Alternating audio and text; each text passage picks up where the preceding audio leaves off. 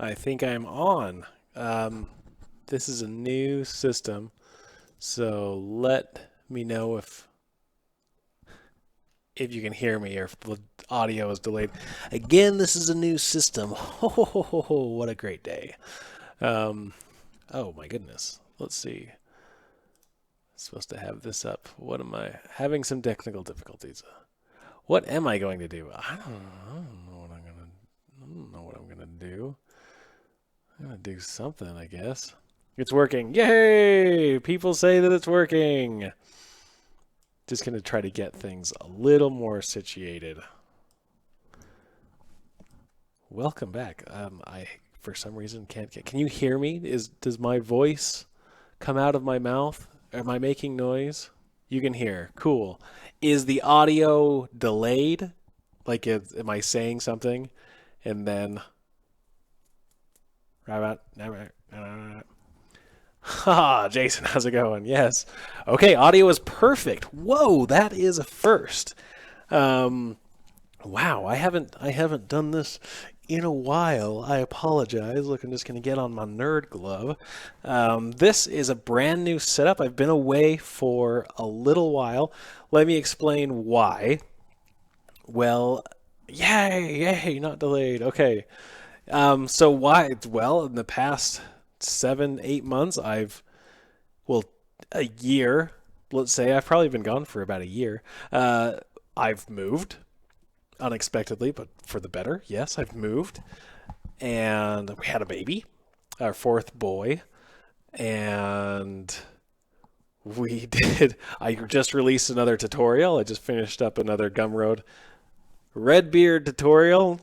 Check it out on gumroad.com/the Redbeard down over there somewhere. Thanks. The Tunimate. I can't say that, but I love your work. It's awesome. Thank you.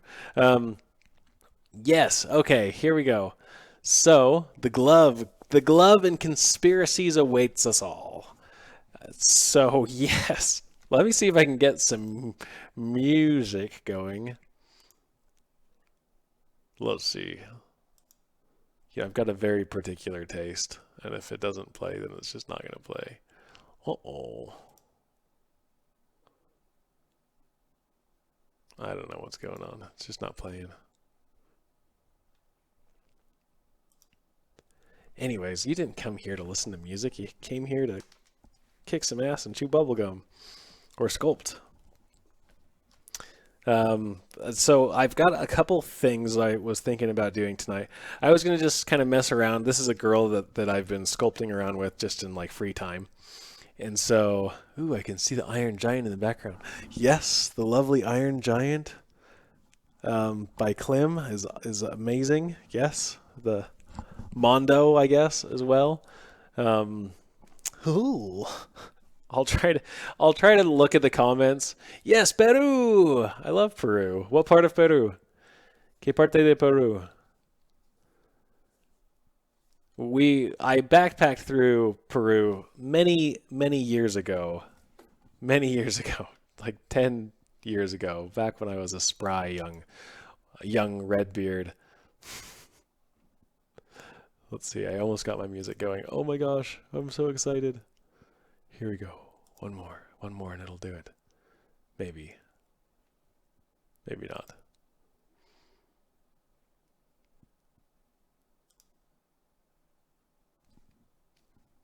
We'll see. We're going to let this wait. My Spanish is horrible. Lima. We were in Lima for a bit. We loved Lima, actually. Spry, how old are you now? I am a seasoned 34-year-old male now, so I've got responsibilities. I don't know. So,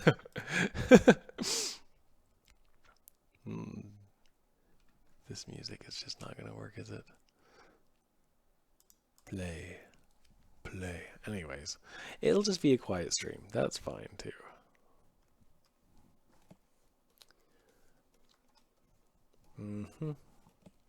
So, what I wanted to get to. So I think for the first hour, what I'm going to do is just kind of keep sculpting this girl. This is just kind of a messy arrangement of things, of a sketch that I did. And I thought it would be fun to now vote. Age is just a number. That's right. It would be fun to vote on what I'm going to be doing for the rest of the 2 hours. And this is just to help me mainly get into like the flow of things. So let me see. Let's add this texture and you guys can vote on this.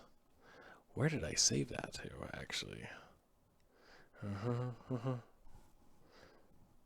I thought I saved it. Oh, yes, it's in random things.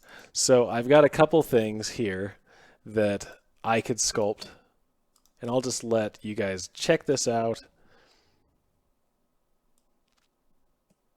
So, ooh, let's change my opacity.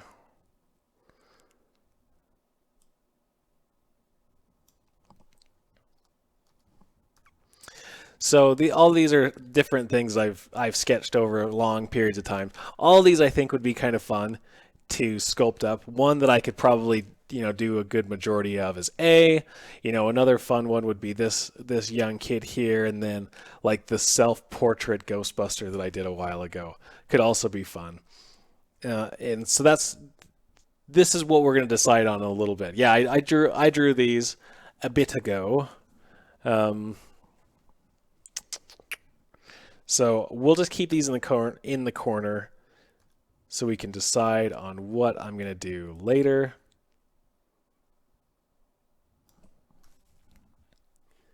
And let's move some of this out of the way so we can see. This is the first time watching. Hey, I have a question. Have you sculpted a character and retop? Oh, I missed the question. Let's see if I don't know how to work technology. This is too many things. Let's see if I can get back to it. I can't.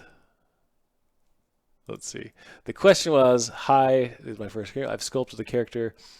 I have a question. I have sculpted this character to top right. I have the high and low models. I want a UV master to unwrap the character before I polypaint. Okay, so what's the question? Yes? You do want to unwrap the character? Well, you can do either one. You can, because you have Mother freaking fatty duck.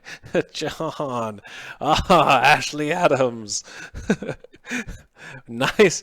Thank you. I am the mother flippin' fatty duck. So I guess the question is, what? How's it going, Ashley? I'm just going to jump around things tonight. So one, the question was, do you polypaint, or do you UV map and then polypaint, or do you UV map, or do you paint and then transfer the map? You can really do either. Maybe the cleaner technique is UVing and first and then polypainting. But honestly, it really doesn't matter as you're working on probably two different models. I like to just polypaint, just get as far as I can in ZBrush before I start doing anything else. So I'm not worried about too much. Just because ZBrush is a very free form thing. It's a beautiful freeform thing. And so basically, if I can take care as much as the art up front before having to get too technical, I will.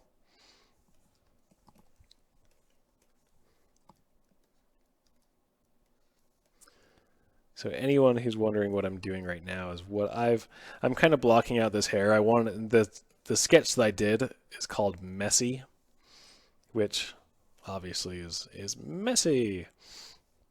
So I've created a brush. It's this red beard brush. I think it's this flat brush. Okay. And it contains, like if you look at it, it actually contains one brush, like one of these things has many different strips in it. And so once I draw them out, if I hit auto group, and then use my move topology brush, I can just grab the different parts and start getting, start doing the variety that I want. This is a painstaking process. Oh, thanks, Ashley. She's turning out okay. I mean, she's just something to help me get unrusty. She's like my rusties of care.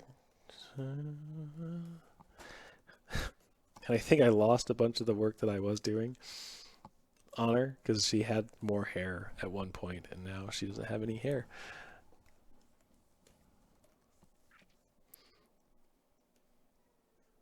Anyways, some exciting things. We'll get into some conspiracies, but I just miss you guys so much. This is a brand new setup for me. I've got a big giant light in front of my eyes, so if I start like tearing up, it's because I'm emotional. That's why. Just emotional.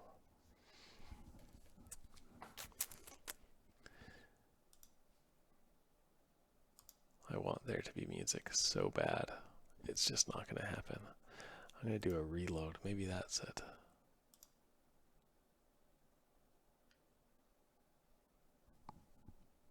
Nothing. Oh, we missed you. No, Ashley, we missed you. How did I make the hair strands? Yeah, as I was saying, I made a brush a long time ago. This is actually a brush that I made for my advanced character design. So I'll show you how it works. So like I'll take a brush and let's have the hair. Like block in the hair and I'll drag. Oh, that's very high. And let's change the stroke. So we want to make sure curve mode is on, which it is, and then my functionalities, my intensity, I'm going to flip this because right now it's starting little and goes big. I want to flip it, and then I want to have a gentle curve fall off. So I just change that focal shift, slide it to the right, and now I'm going to have a really nice fall off when I do that. So as you see when I drag, let's make it smaller. So when I do something like this, I'm going to kind of bend it into the head where it would go. And then I'm going to, I want to do a lock start. I'm going to change this to elastic. Elastic is one of the great things about ZBrush. So I'm just going to get it more or less into close place. Oh, snap is on.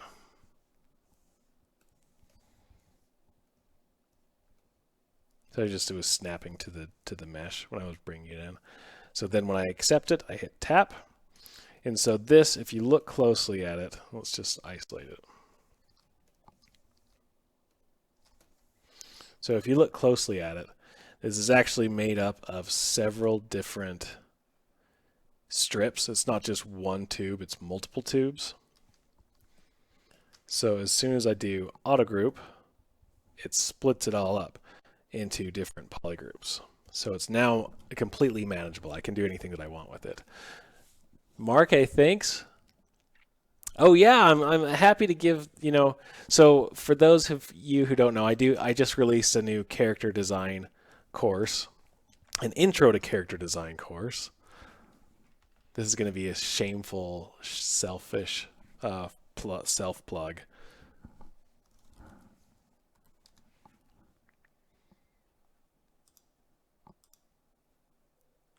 Which is here, is this gal right here. So I just released this course, which is actually a revamp of my original course that I released 5 years ago.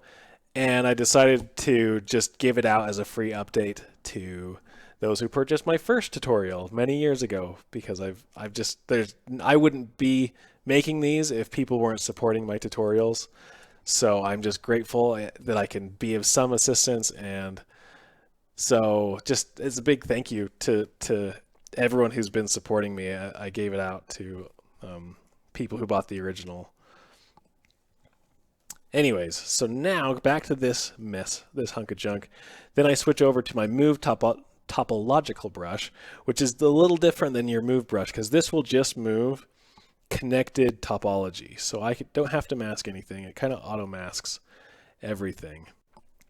And I can just grab, and having polyframe mode helps because I'm just grabbing, I can see the different separations. And with hair, mainly you just don't want to have any weird penetration, like any overlapping or weird clipping of stuff. So like this transition's really nice compared to like, let's show you what I'm talking about, bad. Like that. Like you don't want to have anything like that because it just looks weird. And especially with like this level of like modeled hair, which is dumb. No one should do this level of modeled hair. Just kidding. It's good. It's good for everyone to do crazy things now and then.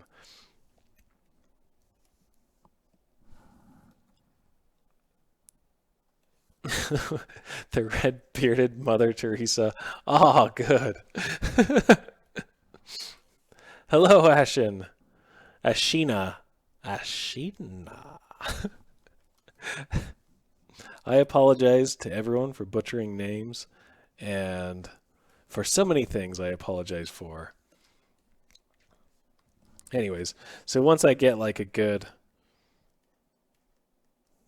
block in, like I can start filling out that hair, and then I can do like cool things like just completely flip and change around some stuff and duplicating. And so once I have a few laid out, I can just start moving around however I want. But I want to get like this base done. So what she, will, I think I have all my block and stuff. So she'll have like a bun. It'll be all pulled back into a bun. So that's a whole nother layer. Who knows what's going to go on there. But I'll use that base, this base here, as kind of my underlying hair details that I'll just show you. And just kind of push these back in. So this will just kind of hold the mass of the hair.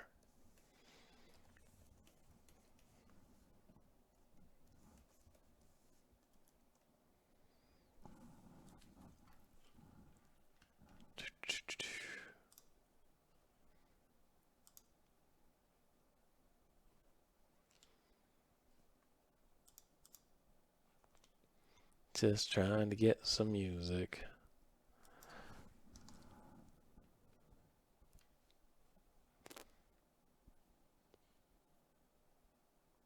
Oh, they're having bugs.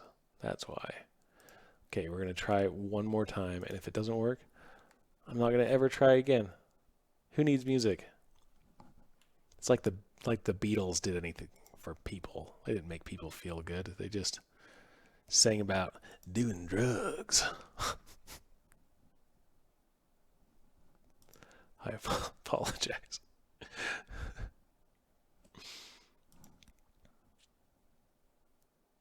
And also, I'll try to keep up on the questions. If you have anything that I haven't answered, we'll try to answer it.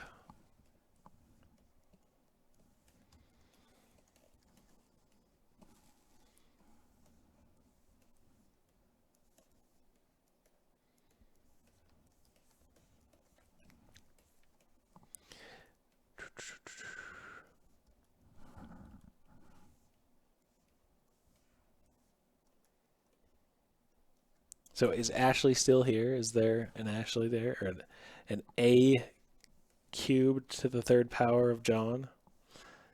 I wanted to know how, was anyone watching the Friends that ZBrush together? I don't know what they're calling it, but it sounded really cool. And I wanted to catch it, so I might have to watch it later because it sounded pretty awesome, where they had 3 different sculptors. Ashley was one of them. She's a ZBrush streamer as well. And fantastic artist. But I wanted to see how it went. Wondering if like, hello, there you are, yes. There you are, yes. Was it pretty fun to do, to sculpt with 3 other people and be like, hi, I'm sculpting. And then they're like, I'm sculpting too.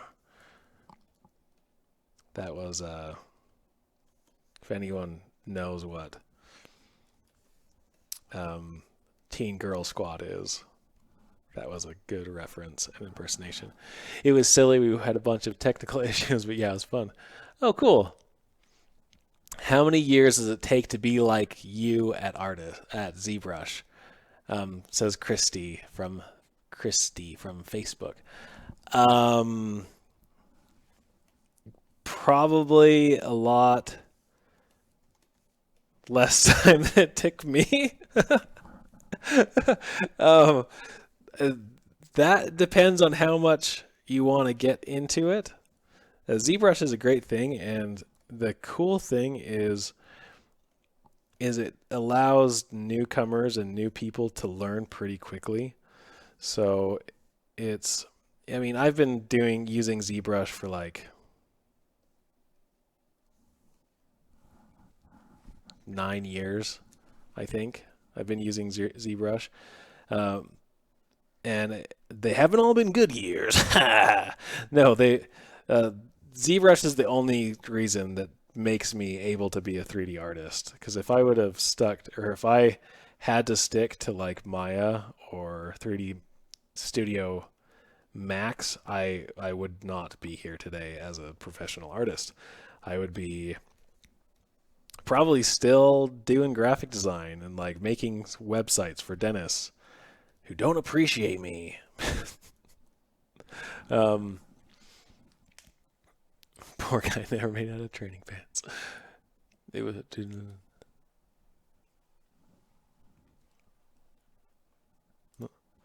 I don't know what's the best way to like check. Oh, there we go. Oh. I don't know if the Facebook chat or the what is this called? YouTube. That shows you how well I can read. If the YouTube chat's working, but I think it is. I think it's working. Anyways. I forgot what I was saying. Something about cats. Oh, ZBrush. So I've been at it for a long time, but it's kind of daunting to look at sometimes when you're like, oh man, I'm new to this. Like how do I get to someone else's level? I'm like, I think if I can get to this level, then anyone can. But that doesn't mean that it's easy. It just means that it takes a lot of work. I mean, I think my dad's hilarious. My dad's like, he sees I've somehow become a paid artist, and he's just like, you know what, Matt? We're all real surprised and happy for you. Like, I think he's always like surprised that I could somehow turn making art into a career. But it's hard work. It's just as much as anyone else is making money doing or making a career out of things they love. It's hard work and passion.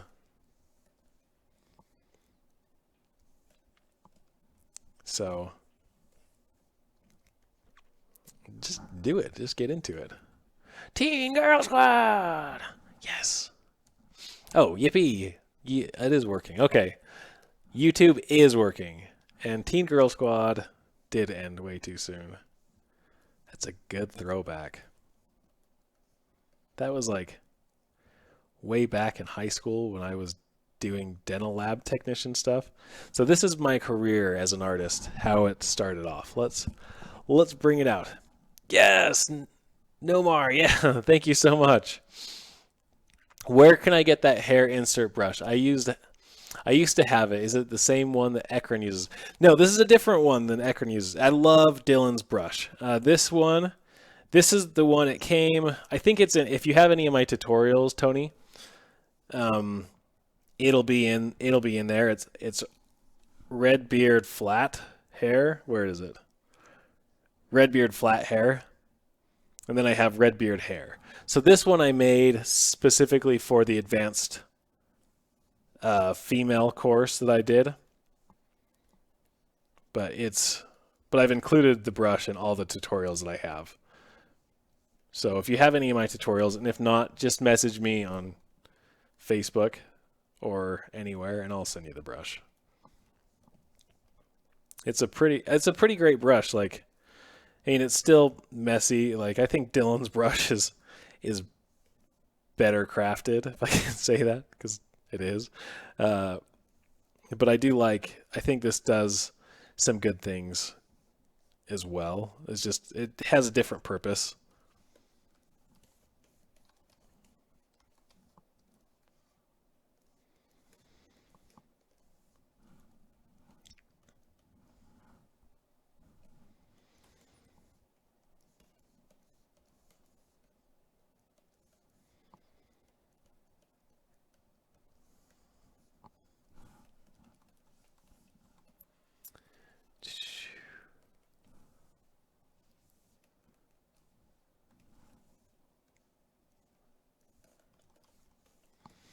It is quiet outside.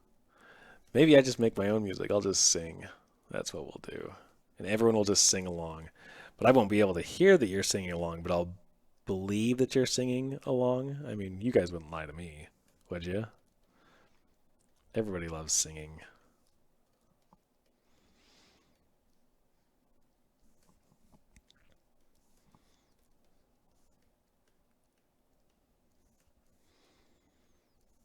Anyways, I use this as an answer to, like, I just don't want to use fiber mesh, or,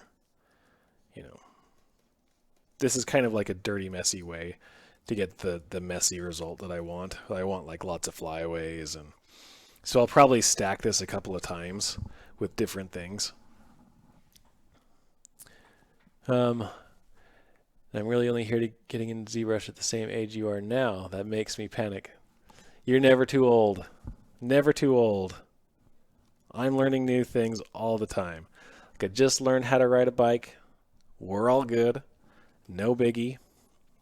But really, like, your career as an artist, or just being an artist, career or not. Hey, Kyle, I got it working. Are we excited? Oh, I was just yelling a little too loud, hey, Kyle, Pokemon. So Cash asked, where can I download my brush from? Shoot me a message on Facebook, or if you have any of my tutorials, thegumroad.com/theredbeard. I think it's on one of these links that's over that way. How much time takes per day? Well, just like any art, the best results come from consistency. So, I mean, what I did, and this is actually a really good way to learn and get comfortable with ZBrush, is when I first learned ZBrush, the technique that I used was actually it was taught at our school that we went to, that we'd sculpted the same thing for 6 months. So what we did is, and the school that I went to was awesome. It's not around anymore. I really appreciated it for what it was. It may have been some weird things going on in the school behind the scenes, but I got a lot out of it. And the teacher, his name is Michael Ingracia, he had us sculpt the same thing over and over. We started with a base mesh, and this was literally the base mesh that we started with. I can show you right now, in case you're wondering. So, make that, here, I'll change this. What's better for you guys to see? This. Was this. Nope, that was this.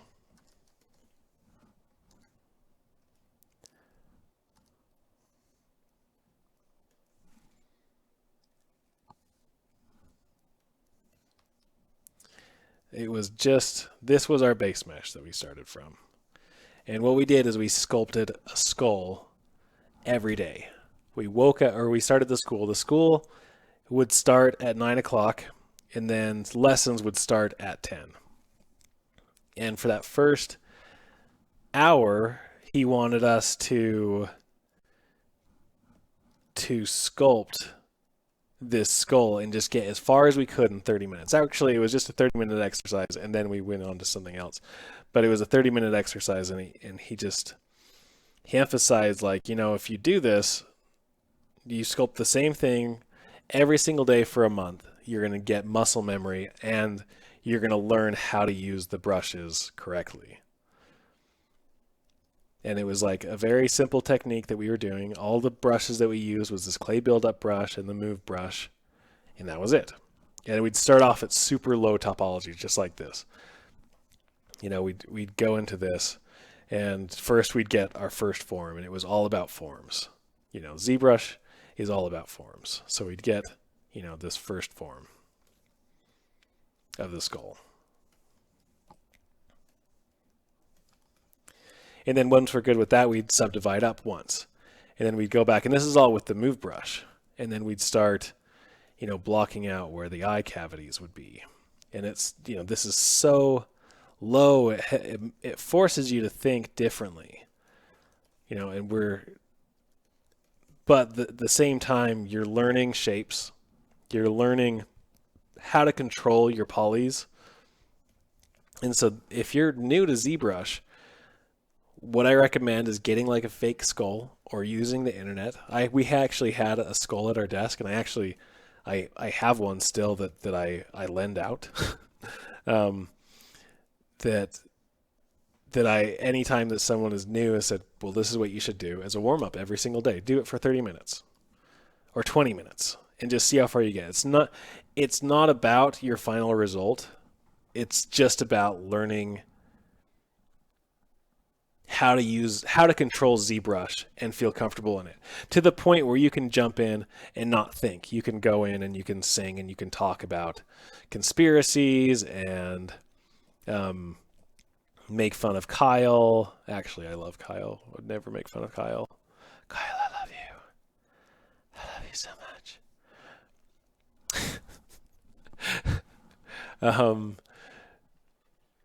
Anyway, so that's what I would recommend. I'm seeing. What would you say is the best pose for modeling? T pose or A pose? Overstretched or relaxed limbs and fingers. I would say it's in between that. It's not a full T pose. Oh, knocking over drinks. It's not this, and it's not this. I'm going to get back even further. It's probably like this. Arms a little bit wider, fingers still bent. I like fingers bent. And anyways, just kind of like this. And the reason for doing it a little bit higher instead of like down, I used to really like down, but a little bit wider, when you're baking, you can get a lot better definition in the armpit area. Same with the legs. The legs a little bit wider. You know, power stance.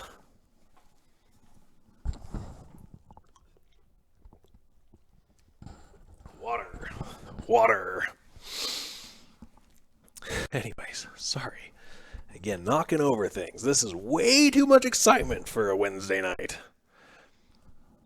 Anyways, where were we? Oh, let's jump. No, okay, well, yeah. So this is maybe I'm warmed up. I'm feeling okay. So how about I'm going to send it out to the audience, whoever's watching. What should I sculpt on for the rest of the time? I've got A. Let's bring this back up.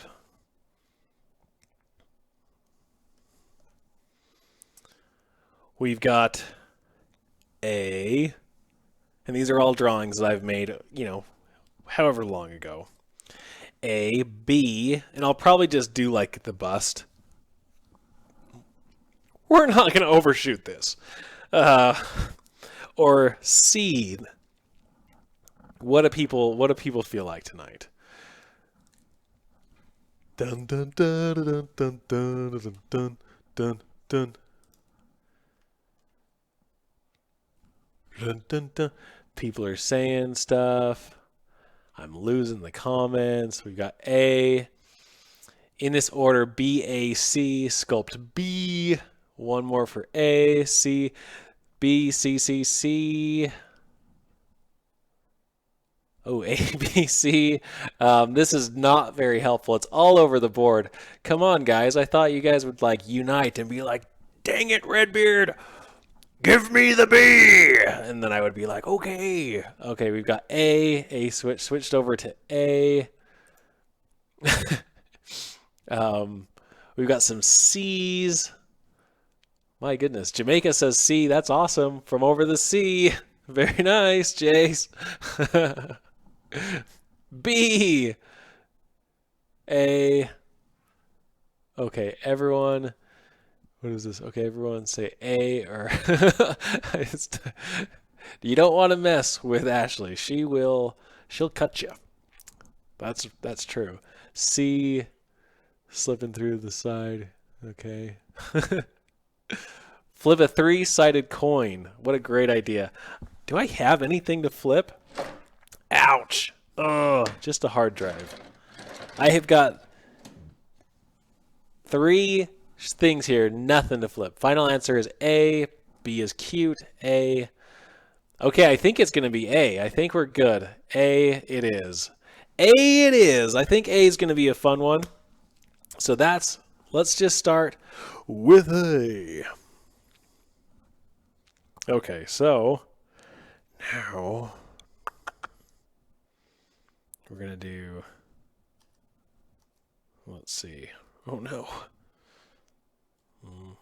Oops. Oh, I'm in the wrong thing. Okay. So first,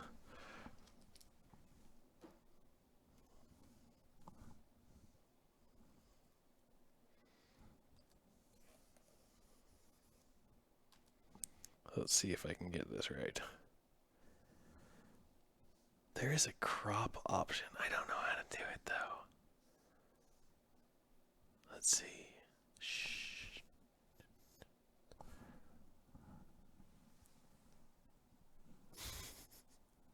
Flip the hard drive. Hey, Track, you were awesome. Thank you so much. Yeah, I haven't done it in a long time. It's been a real long time. Anyway, we'll just size this up. And we'll just not look at the other ones. Don't look at the other ones. No, I'm going to bring this, crop it real quick in Photoshop and bring it back in. Who am I kidding?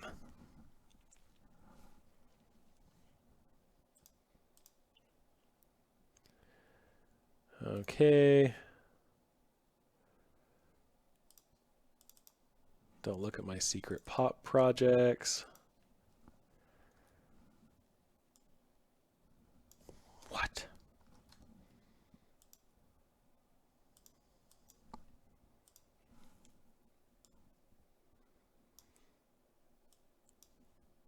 He's a guy that I drew, I think last year on Pi Day, and his hat says "I love pie."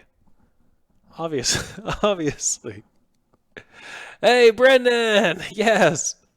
How's it going, brother? It's been so long. Brendan, aren't you announcing something cool soon? This is my pie guy. Well, that's what we'll call him. Pie guy. Back to the ZBrush.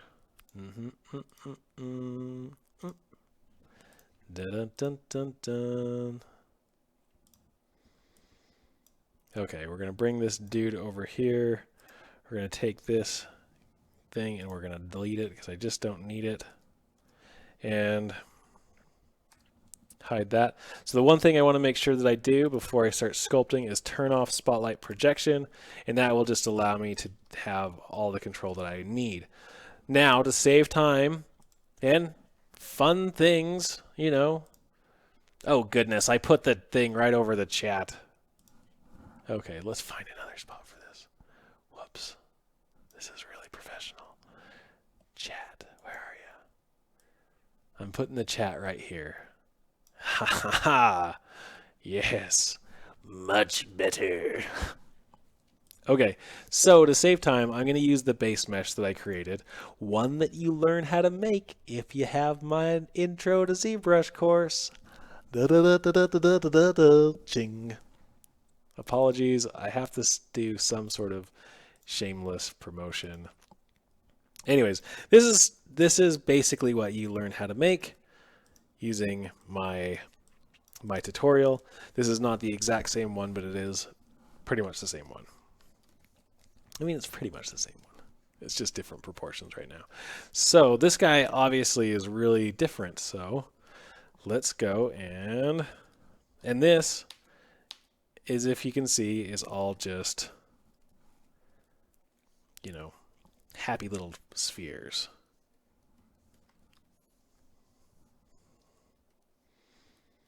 So the first thing, and I'm going to split this up, is I like to get, let's get that up a little higher. I like to get the placements right for the eye cavities. So we'll just turn off some of this stuff.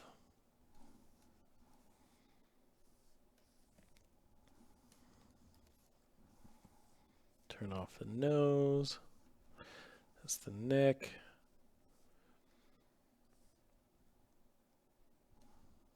Okay.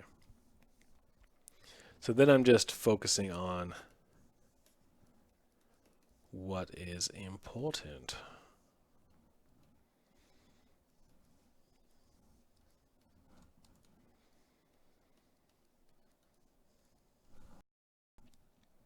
Random question about Epic Job.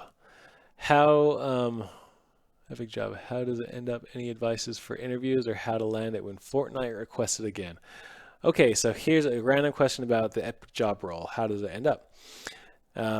So any advances for interviews or how to land it when the Fortnite requests, if I understand that.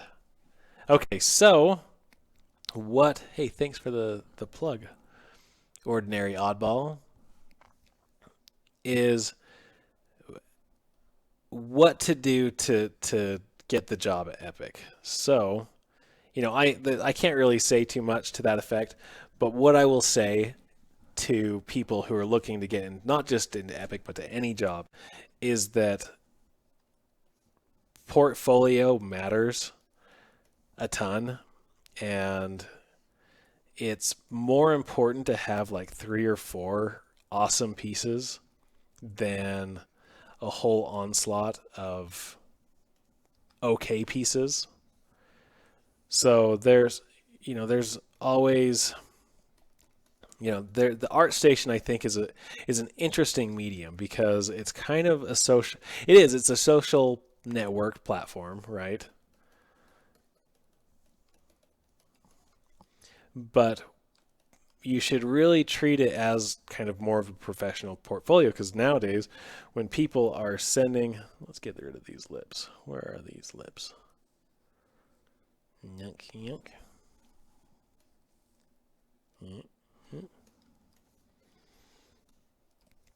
So when people are applying and they normally send their portfolio as an ArtStation link, or even if they don't, most of the time people will look at them up on ArtStation because that's just become the new norm of like where to find like people's portfolios. So to have it overloaded with things that are okay, or sketches or things, it's not a place for sketches. It's a place for your finished quality artwork. I mean, that's how I take it.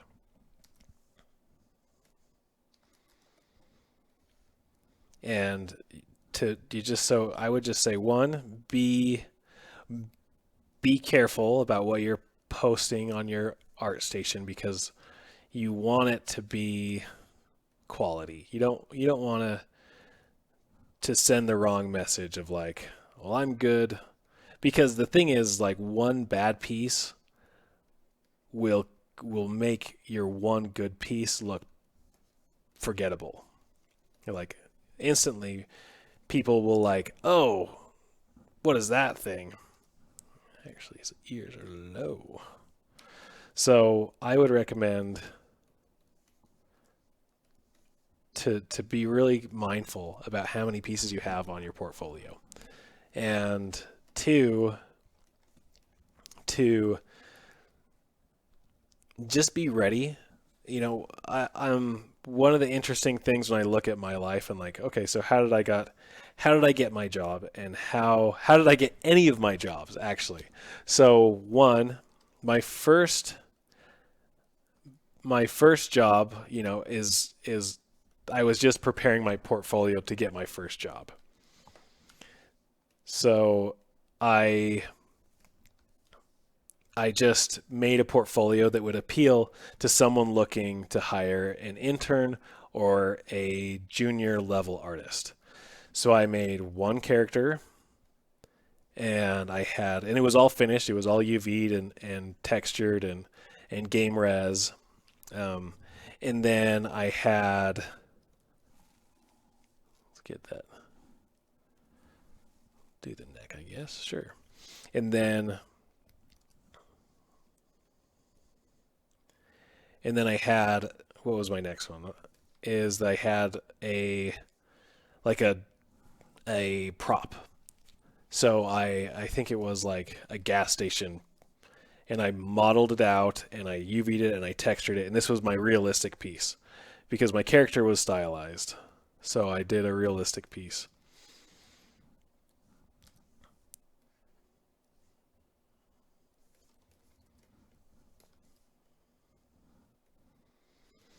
And then, so anyways, I had my three pieces. I can't really remember what they were, but they were my three pieces, enough to get me a job at a garage game store, a game studio.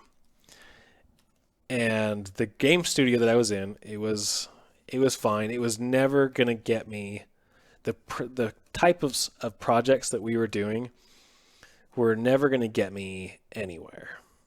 If that makes sense. Like we were making, our project timeline was really short. It was, 6 weeks for a finished complete game. So the best work was not being done, by anyone, because how can you do, and you're working like 14-hour days in that meantime.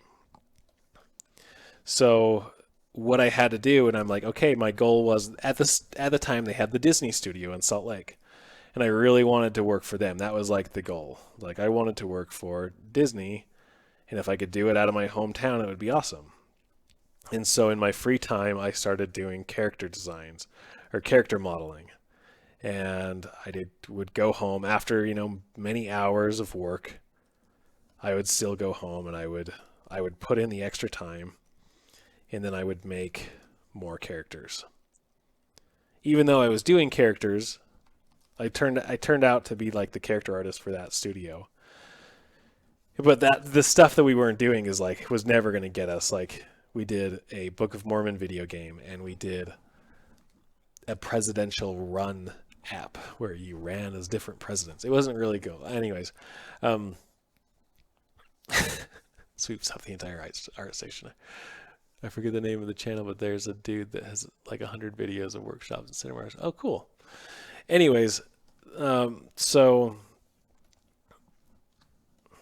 gonna push that back just a bit more. And so I was stacking my portfolio, never knowing if even like an opportunity would open up.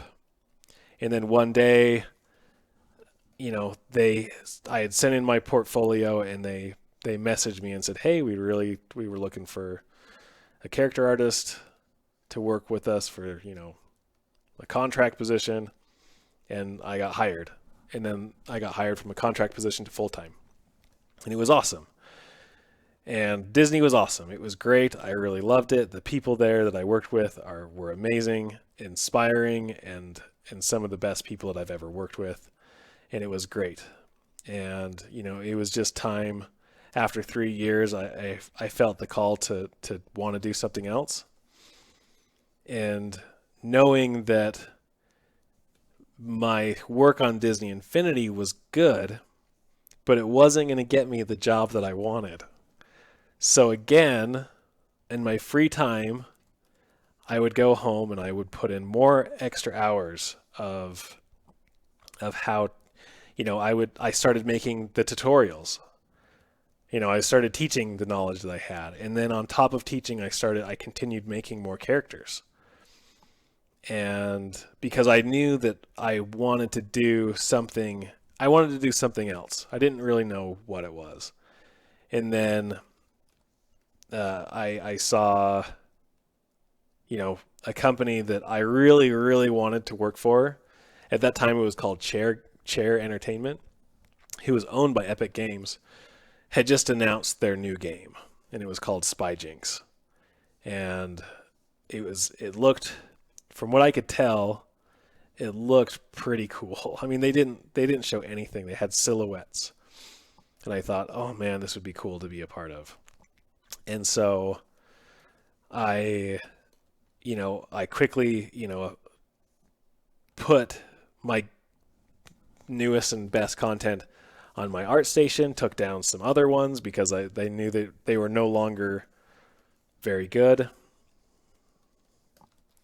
And then I applied, and then I reached out to the art director who I had talked to several years earlier, and I have a correspondence that basically said, "Hey, I would like to work for Chair one day. What is it going to take?" And they said, "Well, you need to have 5 years experience, and you need to be a senior artist." And I had just been promoted to senior artist at Disney. And so I reached out to him and said, "Hey, I'm now a senior artist, and I would like to see if you have any openings." And it was just the right time. And it just worked. And he said, "Hey, we could use a guy like you." And it wasn't because of my Disney Infinity stuff necessarily. I mean, I'm sure that helped. But it was the extra stuff that got me recognized. So anyways, to make a long answer out of the question of how do I get a job at Epic Games, I say just be prepared. Put in the time, and when the call or the moment comes, be ready. I think one of the sayings that I like the most is that the miracles happen when opportunity meets, what's the word? When opportunity meets preparation. So that's it. Miracles happen when opportunity meets preparation. And I think it was that,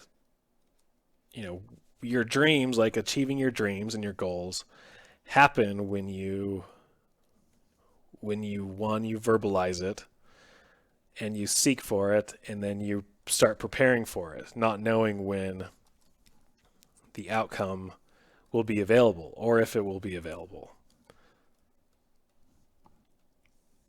So that's my la-di-da-di-da speech. Sorry, not trying to be rude. I don't recognize. Well, let's see what I'm missing. Some comments. Let me see if I can catch up. What's this game name? Schedule. The name schedule is not up to date. Sorry, not trying to be rude. What's the name of the game that we're working on? It was announced to be Spyjinx. It's going to be awesome. So that's all I can say. Oh, what's my name? What's my name? My name is Matt Thorup. Says it right there-ish.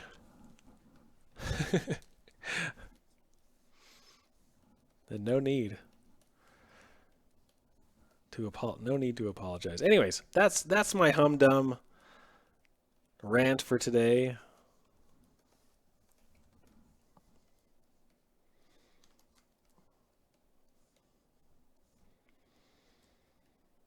And so what I'm doing here, and the reason I'm doing this, is I'm blocking out kind of like the core shapes of the face. And this is something like I've just built this little base mesh that has all the parts that I can quickly move around and do with what I want.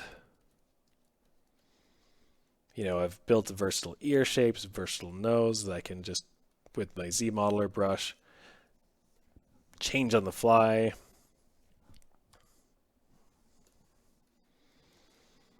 Let's see, it's just little things.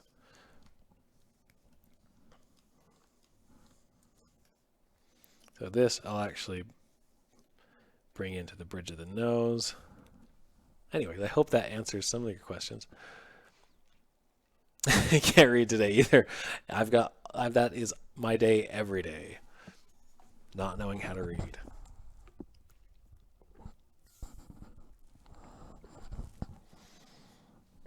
So when does the drawing video come out? It's coming! Dun dun dun dun dun! So there's some cool stuff coming. So I am doing, this is going to be the Redbeard Announcement Hour with Matt Thorup, the Redbeard. I need to have theme music, was what I need. I need theme music that's like basically the Wayne's World soundtrack, or Wayne's World song. It's Redbeard, sculpting time, excellent. Wow, wow, wow. Just like that. Anyways, back to what was asked. Oh wait, this is so. When is the thingy coming out? Let's get this down real quick.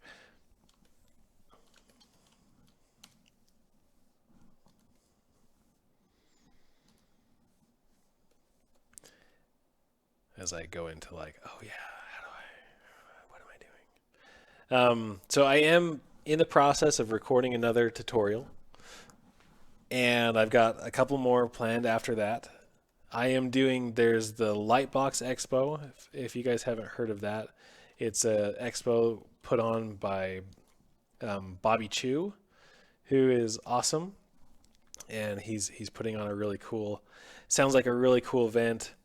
So I'm trying to get ready for that. Basically, I'm just going to be waving and saying hi and meeting people and maybe selling my tutorials there, but like mainly it's just to meet other artists and to let people know that I guess I teach things occasionally. I don't know.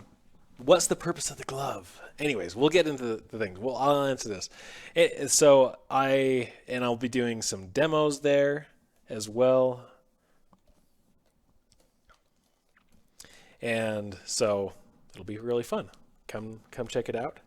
Hopefully I'll have a few more tutorials to talk about. Then, anyways, what's the purpose of the glove? The glove, this is my nerd glove. It's made by a company called Dokiware. They don't see it anywhere. Anyways, it's called Dokiware. What it does is, so I'm working on a Cintiq. So right down there, which is a big screen, like a big glass screen. It's the 27-inch. It's a few years old. It's awesome. But what I hate is my greasy hand rubbing across the screen and getting sweaty. And so what I do is wear this glove, which has this nice pad here and this other pad here. And then it also is very comfortable to wear up here. It just helps my hand glide across the screen and not get sweaty. So that's really all it's for. And it makes me look so cool, don't you think? I'm sorry, I make fun of myself a lot, and I'm quite sarcastic, so please just ignore me. Dorkyware. Yes, solid. Now I just need Bluetooth on it. Let's see. Okay. I'm losing some things. So in regard to, I've missed all these. Okay, hold on. Let me see if I catch up for a second. Um, oh, thanks, Smoky Tubers. Pretty neat how it all lined up and ended up at Epic. Yes, it was great. I love Epic. Epic is the best. I love Epic so much. Um, how did I know what I wanted to do for a living? I didn't know what I wanted to do. I had been an artist, all through like forever. Like I would draw and I would sketch and I didn't know I could do, but I knew I couldn't. I wasn't like a good enough 2D artist to like be a Disney animator. And then I watched The Incredibles and I had this like ta-da moment of like I could make characters. I could do that. And I just wanted it really hard and kind of made it happen. I mean, it took a while. I had several really weird jobs. One was um, a job as a dental lab tech. One was a website designer, logo designer. I've had my share of really weird jobs, but it all worked out. So in regards to the portfolio you mentioned, 3 to 5 different pieces of different types. One character, one environment, prop, stylistic things is ideal. Does this apply to other game fields such as illustration, concept, or just 3D? So, Elman,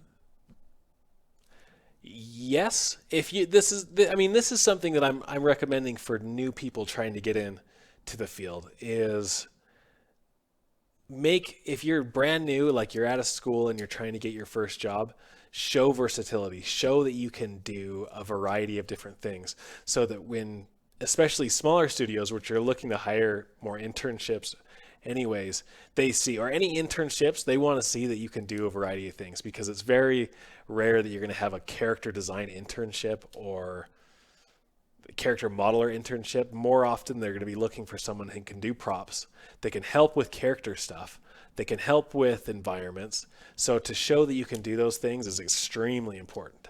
So if I'm looking for an intern or a junior artist and I see someone that has a really awesome portfolio that can do all these things, I'm like, holy crap, that's my number one guy or gal. um, and I would say it's probably the same for illustration or concept, is that you want to show that you can do a variety of different things, especially if you're trying to get in for your first job. Now, once you have your first job and you've been in the industry for a year or two and you're looking to now like, okay, I'm in, I want to become a concept artist or a character designer, I want to be a character modeler, then you change your portfolio completely and you show exactly what you want to do. My portfolio is stylized characters, character design. I am not showing very many. I think I have one piece that's realistic because that's what I want to do. My portfolio is completely specific to what I want to do and shows off my skills on how to do it. Anyways, so there's 2 steps to that. To get in and then get specific. Um, those late nights talking about conspiracy and sculptings. Huzzah. Matt, what are you preparing? How are you preparing tutorials? They're good. Yeah, I talked about that. Was wondering what happened. You jumped off the earth. Just a lot of stuff. I worked in the dental medical field. Yes, Brendan is the best man I know. Working in the dental field and medical field is fun. It's also extremely random. A really lot of crazy stories. Actually, I worked probably with one of the best artists that I've ever worked with, who's a dental lab tech. But now he's actually making like glass eyes and like facial prosthetics because he's just like amazing. But yes, yeah, it was great learning about anatomy. And like now I'm like, if you look at my art station, you'll look at the teeth of the characters I make. And I get really picky about this, but I always sculpt like an anatomically correct teeth because it's just one of my pet peeves. Um, hopefully it's not a big to pass the plug onto another channel here, but the portfolio workshop Oh, the future. Okay, I'll have to check that out. No, no, no. You can do a faux pas. I love faux pas. Could someone please tell me which career do you have to study to make 3D designs like this in ZBrush or animation? So that's, there's, it's hard because you have like 3D animation. And schools are hard because they want to get you into the industry, so they'll teach you a variety of things. They'll either teach you animation, um, or they'll teach you uh, texturing and surfacing, but very little character design I think is actually done in like universities that I know of. I mean, the ones that we're in Utah here, but we actually are home to a couple of the best CGI programs in all of the world, and I know that they teach character design, but it's kind of like a secondary thing. So there's a lot of great online learning. I don't know if there's a specific field that you're looking to. It's probably computer science, I think, is the field.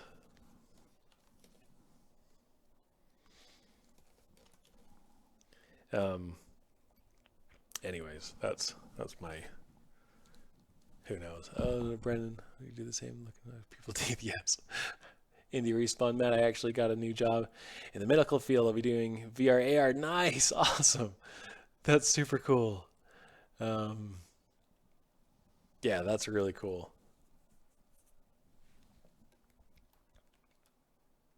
Yeah, when I was in the a dental lab tech, actually, I made my front teeth, my four front teeth, their veneers. So I waxed them up and casted them because I had chipped my teeth when I was younger, and we needed to do a more permanent thing, so we just glued the pieces back in. So I actually ended up making my veneers, but I would do veneers and gold crowns and um, when I was a tech for a couple summers. Are you pretending to come back with streams? Yeah, kind of just pretending to come back with streams. It's kind of trying not to just pretend, trying to actually be here. But I mean, what I've said is I want to come back and do streams because I really enjoy it. I like the communication. I like having, being able to answer questions and talk conspiracies about why the moon landing was faked, which it was. Um, my teeth look nice. Thanks.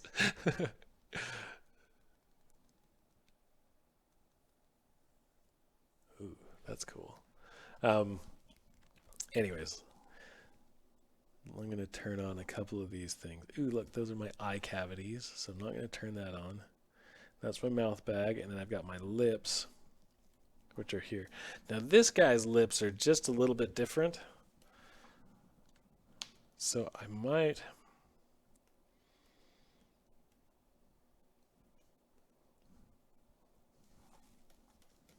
Going to take out some of this detail because it's not necessary.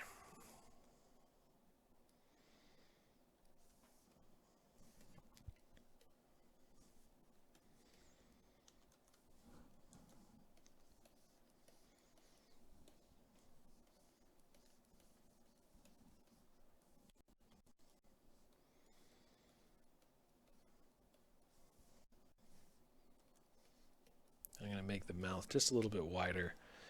I'm not going to pose the mouth, mainly because I like the overlap that we're going to get in some of the stretching we'll get, but we'll make really nice topology with the Z remesher.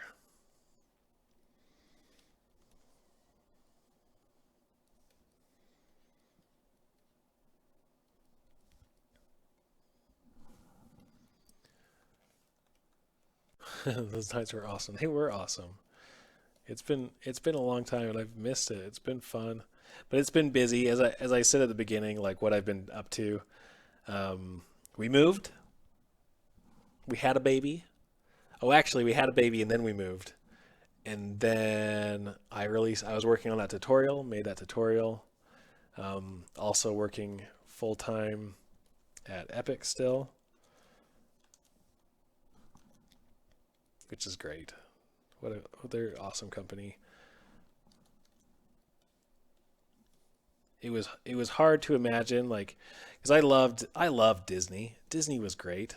I mean, who who wouldn't love working for Disney? And so I loved working for Disney, and I was like, how could I love something so much? And because we went to Disney all the time, Disneyland all the time, and we really enjoyed the perks. But Epic has been awesome. It's been great. It's been challenging. It's had all the challenges and learning and growth that I was wanting out of a new opportunity. So it's been good. If the moon landing was fake, then why did NASA do what? Then what did NASA do with all the money? Okay, that's a great question. Let's get into conspiracies. Okay. Thanks for doing a stream app. I just started as an artist in the game studio in Oregon recently and started learning ZBrush a couple weeks ago. Awesome. Matt Dude. Great name. Yes, that's cool. Very cool. Get ready for the tinfoil hat. Dun-dun-dun-dun. It's conspiracy theory time. This is what happens when I don't have music. I'll just start singing a lot. Yeah, so I apologize. Anyways, so what did NASA do with all that money? Well, one, I don't think that they tried to not get to the moon. I think this is okay, this is the conspiracy. I should say this is what the conspiracy says. I actually think we landed on the moon, but the conspiracy of that we didn't land on the moon is very fun. So, the conspiracy that we didn't land on the moon was that one, we were in a pretty intense race to the moon war with Russia and China, and there was a lot riding on us getting to the moon. And so the idea is that one, and all the attempts, like all the tests that they were doing just weren't working. They just weren't working. I just saw a documentary that the moon rocks ate everyone. Yes, that's great. I've seen that one. Of course, the lizard. Well, the lizard men actually live inside the Earth in the Inner Earth Society. That's pretty obvious. Anyways, so the idea is that we needed to land on the moon, and there was so much riding on it that we couldn't not land on the moon. We needed to land on the moon. And so the idea is that because there was so much riding on it that they contacted Stanley Kubrick to fake the moon landing. And and what and the reason behind Stanley Kubrick is because he was developing this technique that they saw on Doctor Strangelove, the movie, about how he came up with this new way of like showing film in the background, of like having a big screen behind you and then layering the set in front of you to look like it's actually this giant field or this giant plane. And they're like, whoa, we could use that for the moon type of thing. And anyway, so the idea is that they took all the money that they had and they said, okay, Stanley, we need you to do this for us. We need you to fake the moon landing, probably in those exact words.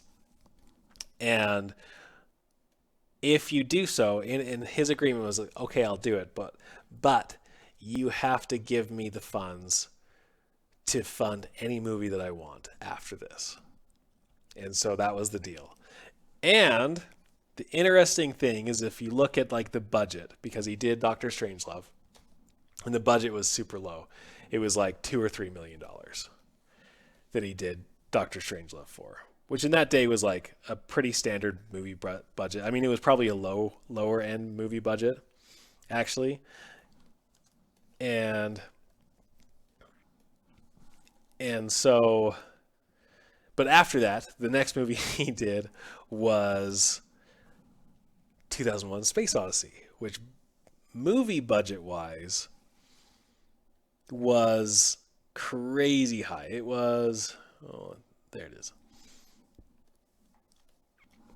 I think it was like over $100 million, which for that time when that movie was released was unheard of. Nobody had spent that much on money on making a movie, and especially coming from his last movie where he only spent, you know, like a few million making.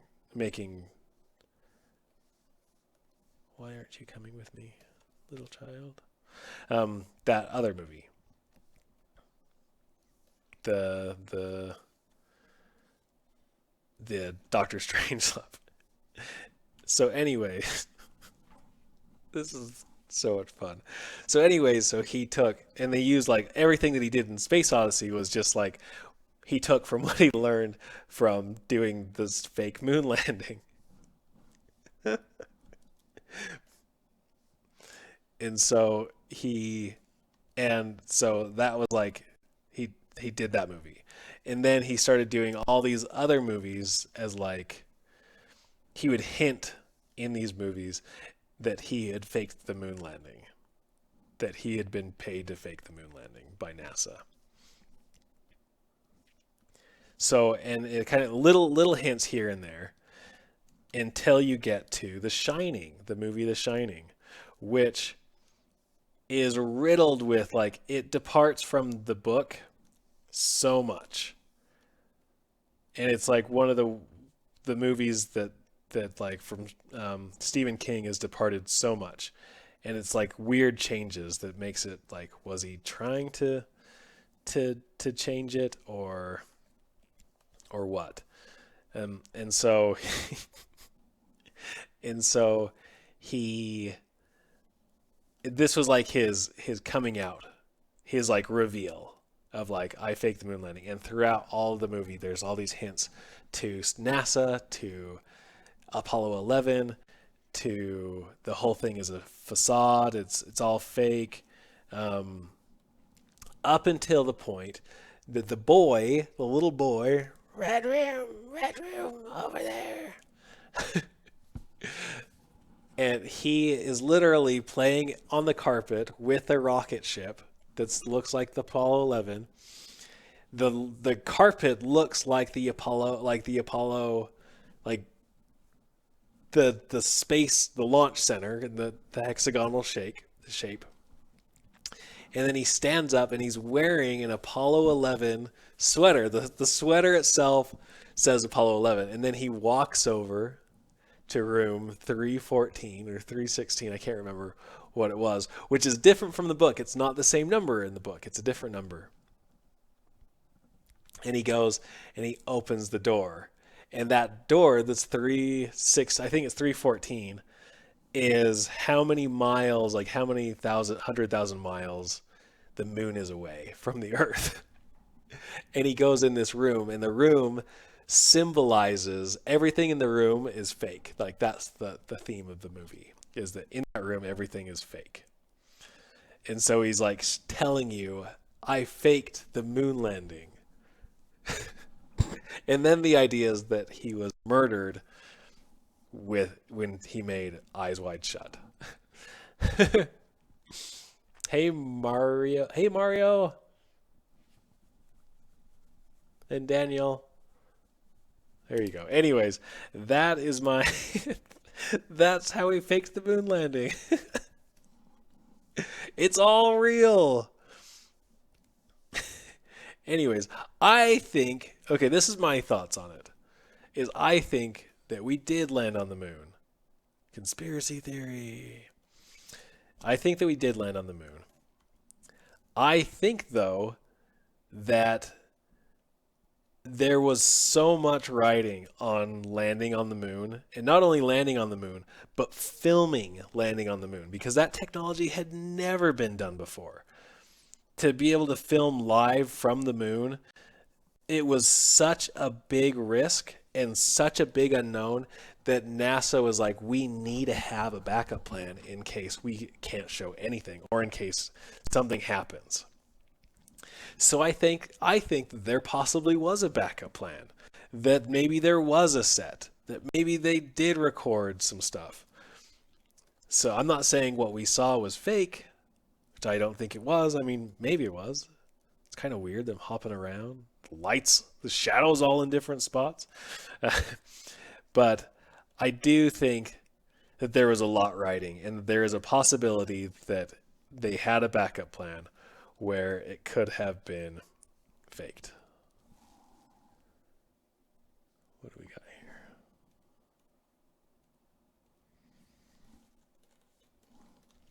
here? Anyways, that's my big rant. Wouldn't they have done like that with the Challenger and then stuff? Well, no, that's the thing is I think that they did land on the moon. I don't think that's. I've seen great photos of the moon. I've seen the wildebeest on the moon. I think it's all real, and I don't think. And the Challenger, I think, was too. I mean, that was just horrible. So, anyways, dunk, dunk. Take off the that thing for a little bit. My crazy hat.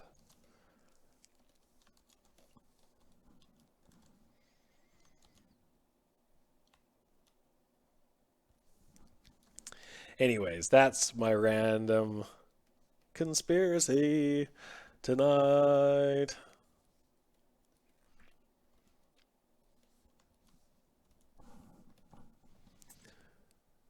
Is the moon flat? Vote yay, nay.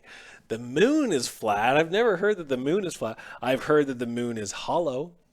I've heard that the moon is actually metal and is actually a secret base station for for the real overlords of the world, the supers as they were called.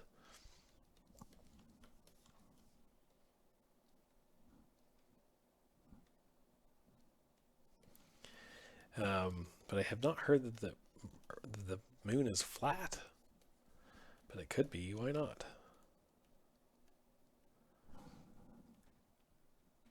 Green cheese. Have you heard of the movie? Yes, I've watched the movie Iron Sky.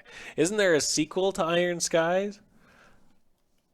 I haven't seen the sequel, but I've seen the first one, which may just be the only one. Who knows? It was great. Actually, it was okay. I wanted it to be a lot cooler than it was, but the ideas of it were really cool, like a secret base station on the dark side of the moon. But it just goes to show that there was a lot riding on, you know, getting to the moon before the Nazis made a secret base station. Okay, let's block out his body real quick. And then I'm going to start dynameshing this together. Where's his mouth bag?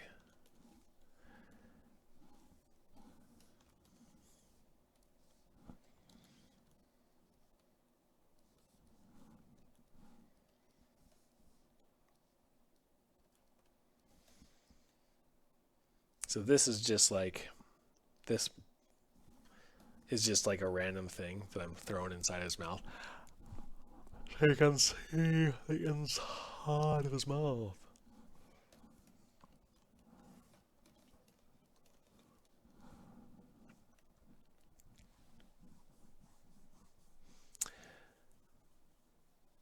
Okay, so someone's asking, man, can I ask you, how will you make this big smile?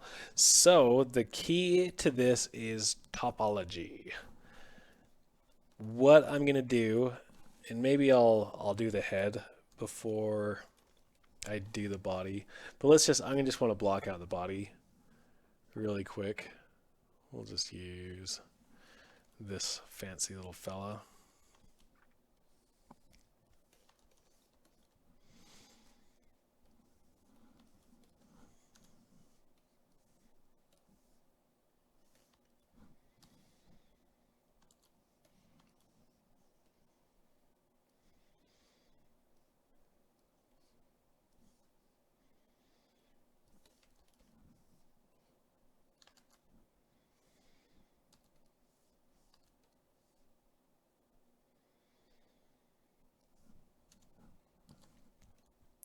So you'll see that I just am using like extremely simple primitives for all this.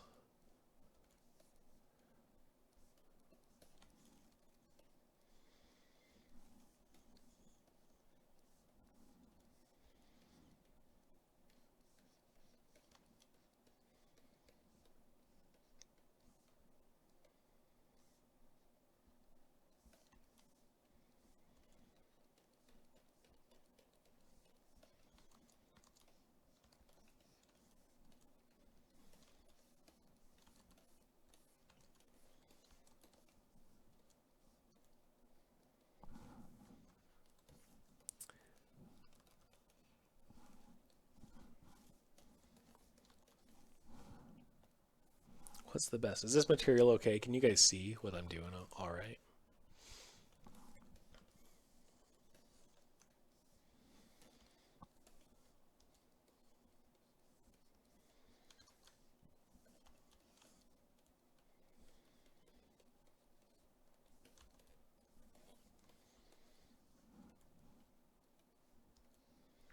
Actually, his body needs to be wider because he's skinny. He's skinnier.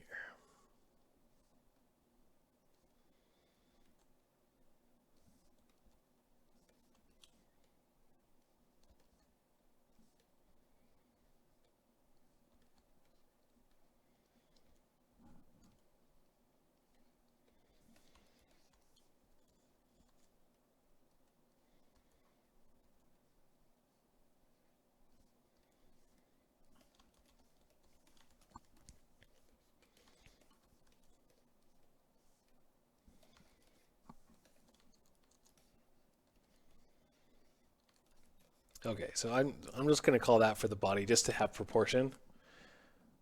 His arms will be, maybe just throw in like what his arms will symbolize.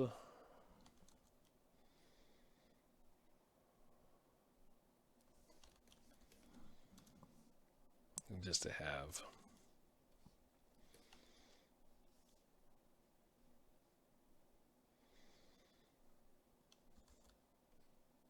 proper placement.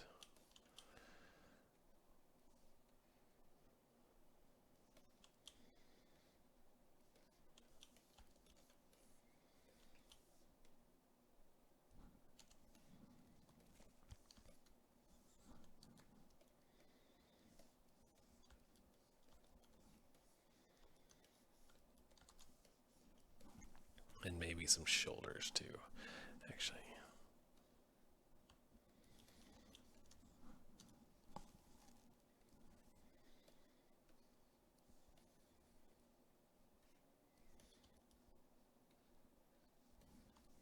I mean, you're not going to see his shoulders. This is mainly just for to know that I have underlying anatomy.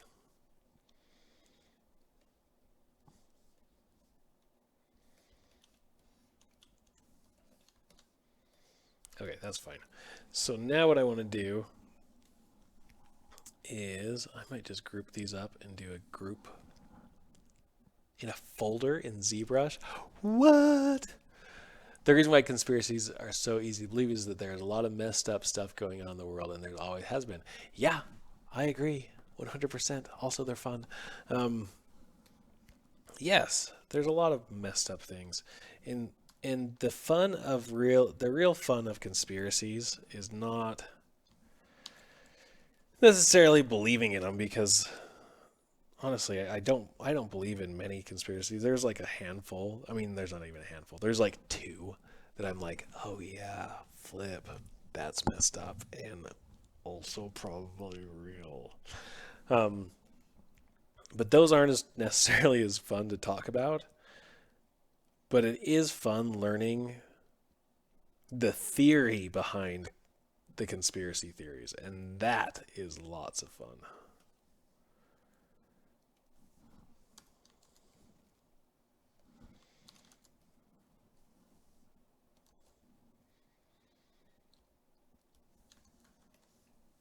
So what I'm doing is I'm just defining some of the edges just a little bit. So I'm gonna merge this all together. Let's change my thing. I'm going to merge this all together, and I'm going up, and this is just dynamic subdivisions. And I don't need all the detail there, just some. So like I want, that's probably good enough for the lips. That's probably good enough, and I'm just making sure that there's like, so this looks like it's not quite going into the skin.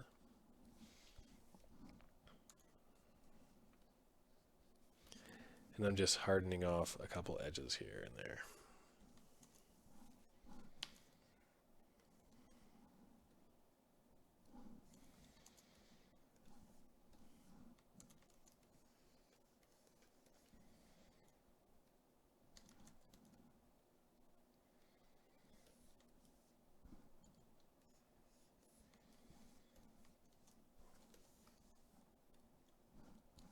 And then making sure that the mouth bag is completely intact inside the mouth.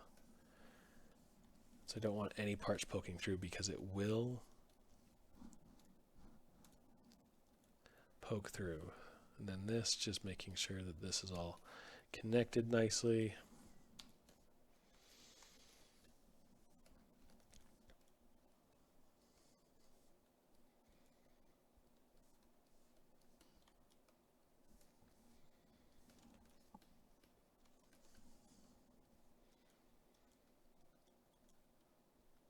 Anyways, there's some real fun conspiracies to hear about and to learn about. And because I'm not in history school, I can learn all the internet histories. So this is like the very first pass.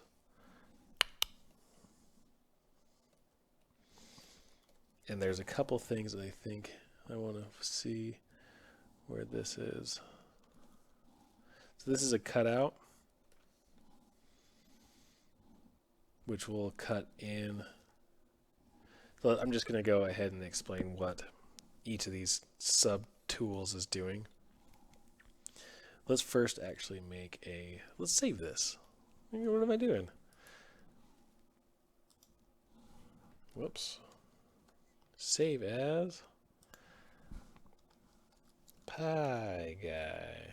Oh, fudgers. Pie Guy. And this will be pie. Oh. It is Redbeard base. Okay. Anyways, anywho.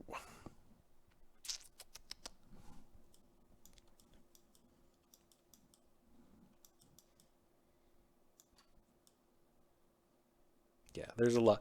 I mean, this will change so much. Basically, it's just getting the forms into the right spot. And then, what am I doing? Oh, yeah. So I've got the eyelids up and down, and that's just to have eyelids, making sure the ridge is there. Got my ears, my neck, my torso, which my torso I want out of here, probably in not visible for this, because I'm going to group these. So let's make a new folder. Oops. New folder and call it head. Then I'm going to drop these all in.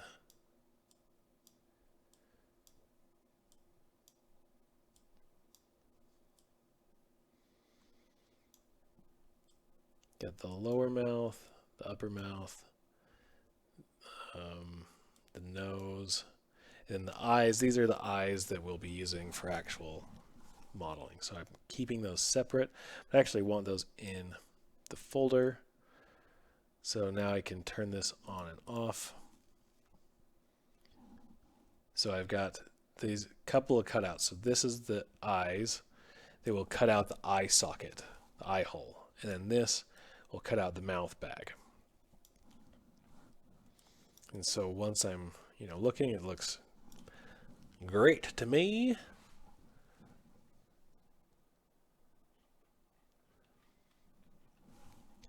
And then what am I doing now? And then I'm going to go over here to my gear. Well, actually, let's turn on live Boolean so you see what the preview is. So you can see right here that the mouth bag is cut out in the preview. And you can, if I turn off these eyes, you'll see that the eyes are actually cut out too. So the eyes are cut out. And I'm going to move the placement of the nose because I want that to be cut out too. So just over. Is this my nose?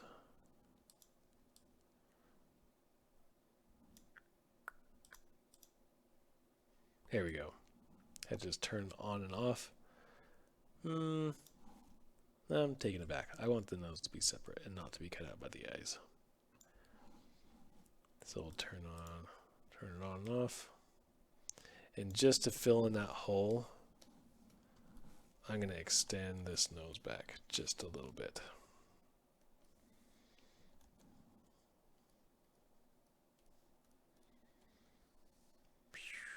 Just that. That should do it. Now if I live Boolean, I can see that where it's cutting.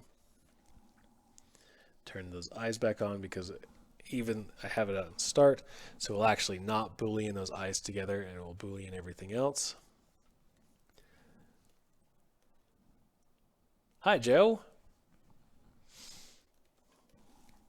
And so now I will do this little gear icon on the top, and I will do Boolean with subdivisions. I'll click on that. It will go and do its thing, and it just did it beautifully.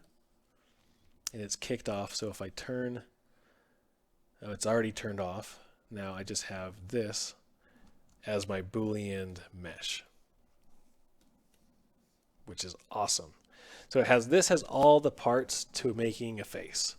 That all I need. And now, and even though it doesn't look exactly like my concept, it's close enough that I can Dynamesh this and ZRemesh it and start from making awesomeness. So let's call this Pi Guy 02. Okay. And then I'm also thinking about shape language, is that we have a lot of curves in the front. So the rhythms that I'm having, this is really important for character design, especially stylized characters, is you want to keep your curves on one side or the other. So notice that, let's stop doing. All my curves are on one side and the back is basically flat. So notice how different that silhouette is. And so because we're so flat right here, we can break that with just a little bit. But overall, our key shapes are there. But the interest is here and nowhere else. Even when I add that hat in, the hat will just be like this. Does that make sense? Joe asks, what do you think about Project Bluebeam in the second coming of Jesus, where they will try to make us all think that Jesus has finally arrived? Project Bluebeam is really interesting. Okay, so for those of you who don't know what Project Bluebeam is the idea that the government or some mass, the Illuminati, has been sending up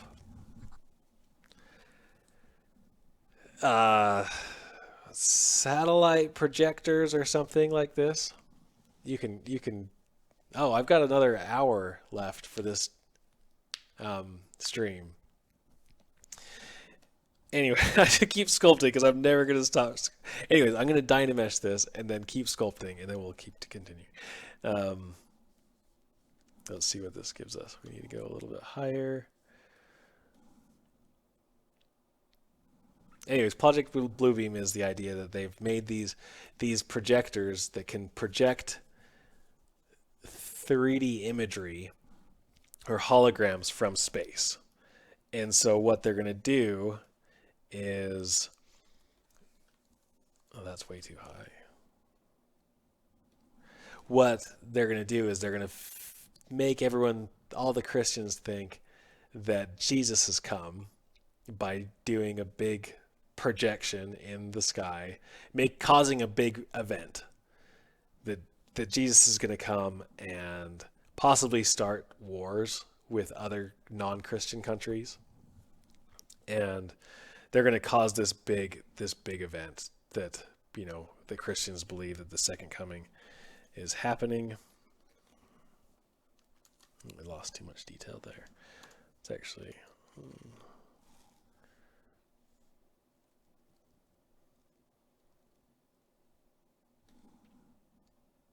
yeah, actually I won't polish this. Well, maybe that'll do. Okay, that'll do. And basically fake people that happened, and they have proof or whatever that this has happened by by some of the stuff that's happened in China as of late, of like people seeing holograms of like cities in the sky, and there's some really cool YouTube videos actually of all this stuff. Oh, it's not on symmetry.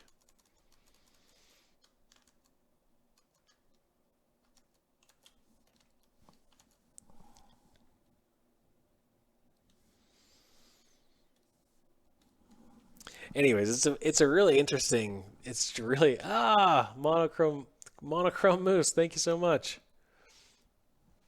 Yeah, let me know if you have any questions along the way. Send any questions you have or works in progress. I love to see them, and I like to hear what people are doing and seeing what people are doing with it. Anyways, I think Project Bluebeam is a really cool conspiracy. It's and like not to. I mean, that's the great thing about good conspiracies is that most of them aren't too far out there, like from reality. It's like Black Mirror that like it's weird. It's good because it's like not too far out of reality.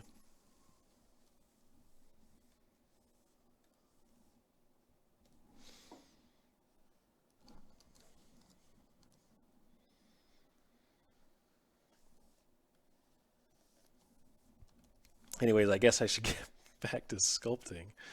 Hello.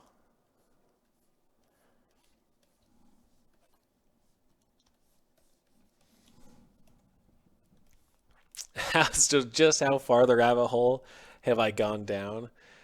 That I've gone pretty far down the rabbit hole. Um, I think almost to the point where it was like damaging, that like I trusted nothing. So I had to like take a break. I had to like step back and be like, okay, what is reality again? Because it got so deep into it, and then like friends with talking with friends with that are in government jobs, and like, oh, you have no idea, you know, and like, oh gosh, do I want to know what is going on? And so, and the funny thing is like, yes, most of the conspiracies are fake and have no ground or merit, but there are some that like it's scary that they like are probably real, and to think that like of course they're people trying to cover up the truth from us, because like we like they scientists tried to stop the doctor from talking about concussions in the NFL, and like, why would we not think that like in a bigger subject that if they required maybe that there wouldn't be some sort of cover up or like trying to, you know, something. Anyways, that's a different thing. Anyways, but so I'm not going to try to do too much sculpting on this. I'm just trying to redefine some of these things because it's pretty high. Maybe if I can get away with actually going a little bit lower. Yeah, it feels good.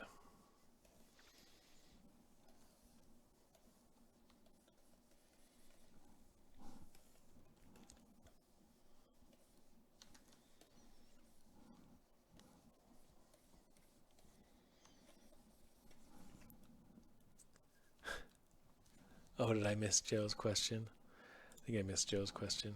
It's gone forever.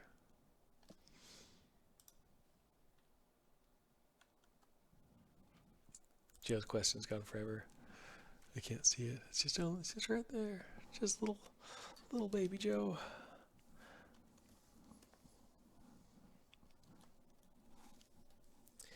Anyways, conspiracy.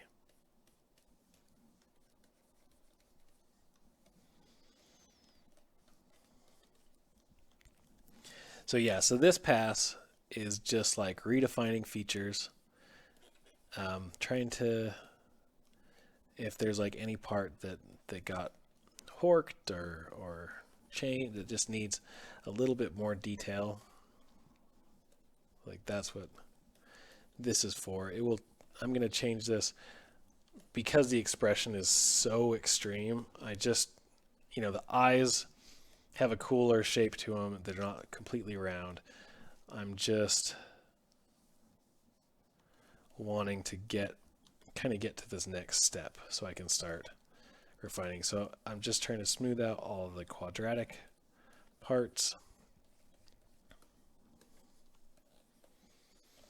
And then I want to do this next step.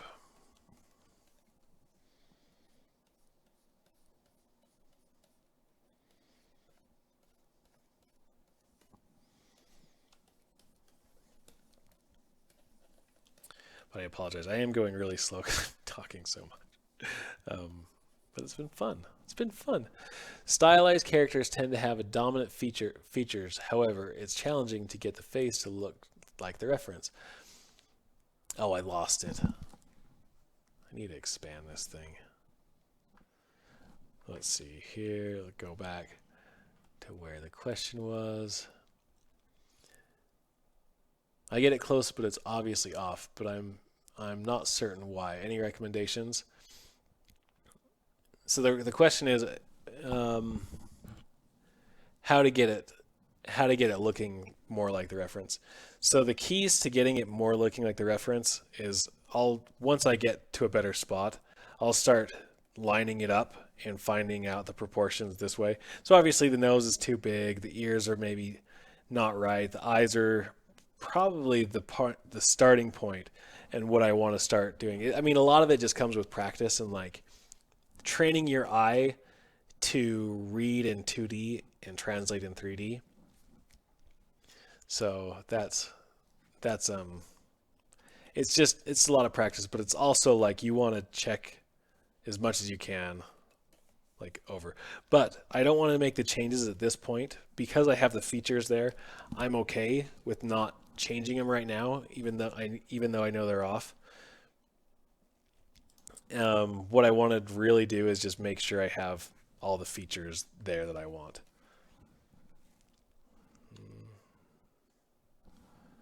Hold on a second.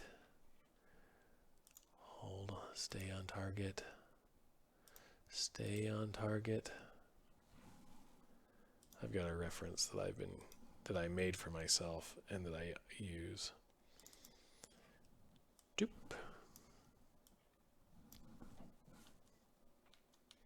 It's from an upcoming YouTube video that I'm making that I'll be putting out soon.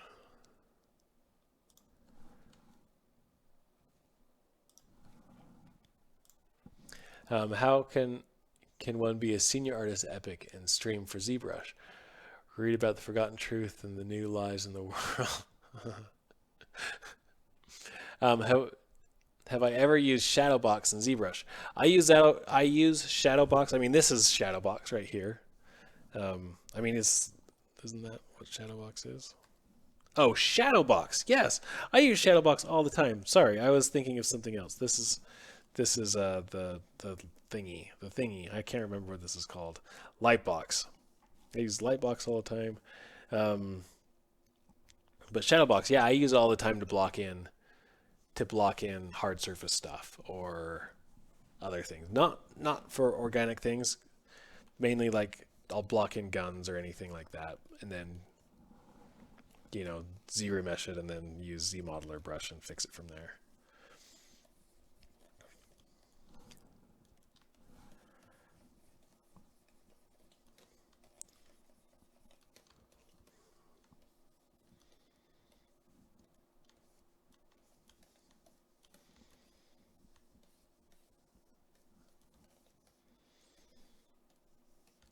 Okay, so I lost it.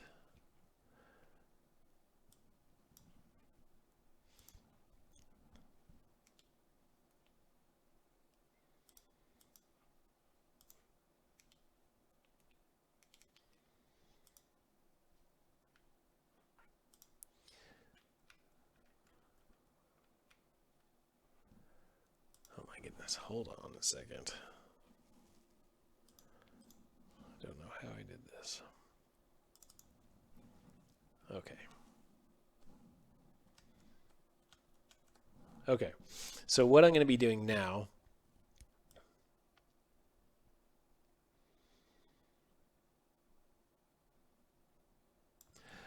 Jay says, I'm in my last semester at university studying animation in Jamaica. That's awesome. One of the very few who chose to do 3D. To be honest, I'm not scared. I'm scared because our animation industry is not that great. I mean, that's you could say that about a lot of the industry. It is definitely a field that's not always certain. That's for sure. These eyes look off to me. I'm gonna do a mirror and weld. There we go. Let's mirror and weld the other eye though.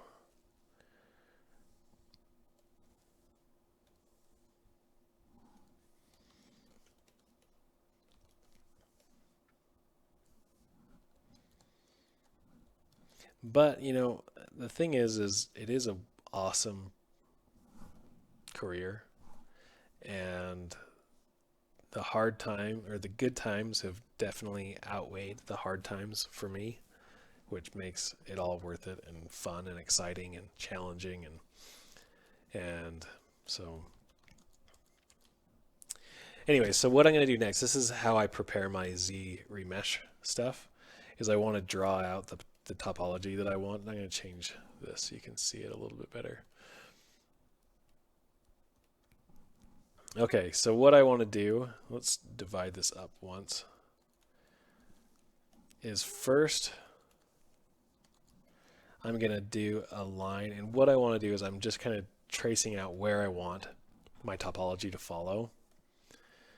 So with mask, pen, the pen mask, and I'm going to focal shift all the way out. I'm going to draw, oh, that's the wrong one. Mask pen. Now let's try. I'm going to just draw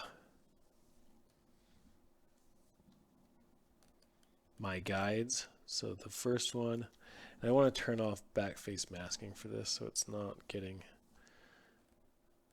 the back. And I'm just trying to get the ridge of the eyelid. It's my first one. Let's change my poly groups. I'm going to take off the line. Where is it? So now we're just looking at color. But this is still just in polyframe mode. And I'm just trying to draw as clean lines as possible. You know, trying not to get inside anywhere else.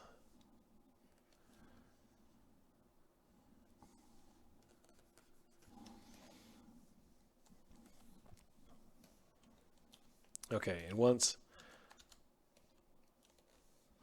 I have that, I'm going to hit W.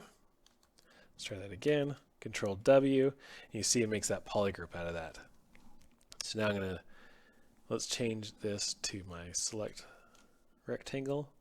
Select these eyes. And then I'm going to hit auto group, which will make groups out of the eye sockets. And I'm just going to quickly make these their own group.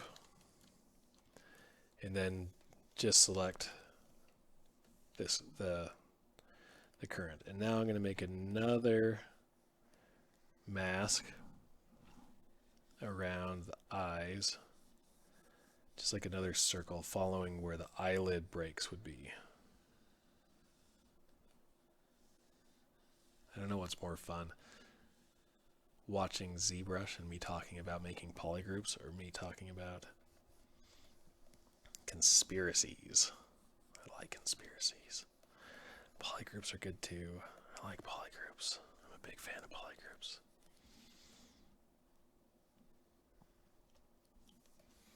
Anyways, once I have that, I want to make sure that there's a good, clean selection.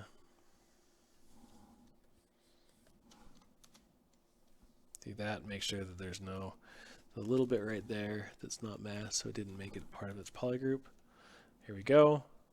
Oh, whoops. There we go. And so I will click. And this is a technique that I developed. I made a, I did a demo at CTN a couple years ago where I did a luchador gal. And this technique comes from one of the principles I learned that I started doing for her, and it worked so well that I kept doing it. And then this is part of my new tutorial that I released, the Gumroad tutorial, the intro to ZBrush, is how to do this.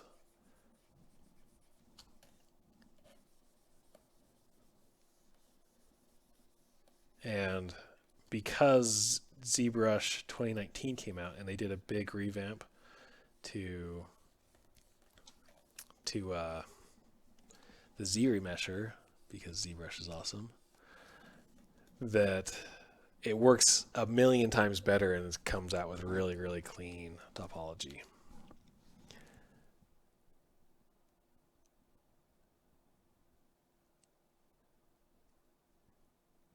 This is preparation for retopology. It's preparation for Z remeshing. So what I want to do is I want to stay out of, like, I don't want to retopologize until the very end.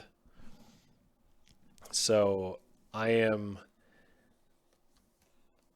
doing this so I can get as clean of topology that I can get in ZBrush without having to leave ZBrush. Because I will do a final retopology. I mean, if this was a character that I was making for a game, I would do it this exact same way. Is I would stay in ZBrush until I figured out all the answers. And then I would go into a program like Maya or 3D Code or whatever to do maybe the final topology. But ZRemesher has gotten so good that I can almost get that without even having to leave. You know, it's good enough that I can do it and send it to my rigger, and he can make a pretty decent animation rig off of the topology, which is awesome. So, I mean, it's so powerful.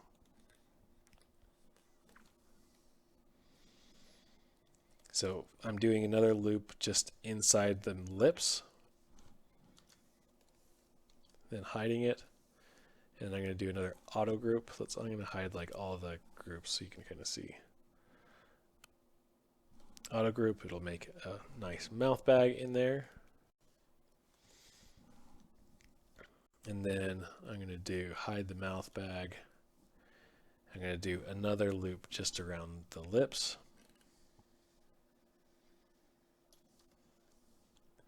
Making sure I'm careful to get the edges. But remember, I have back face masking on, so I'm not masking out the back of the head or, you know, the thinner parts.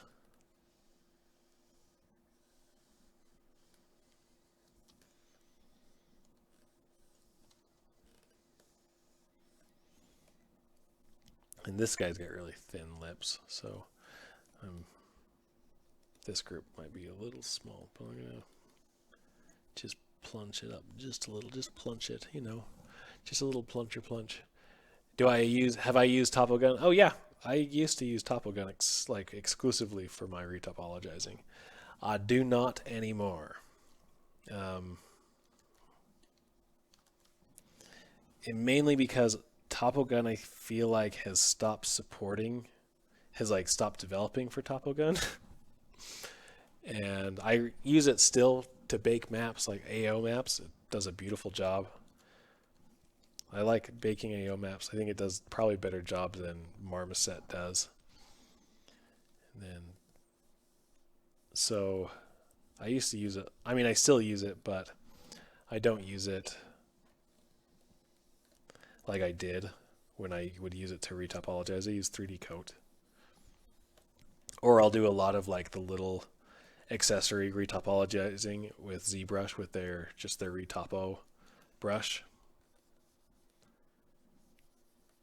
You know, I really will do anything I can to stay out of Maya for as long as possible. Because it's just a ton of buggy tools that have varying success.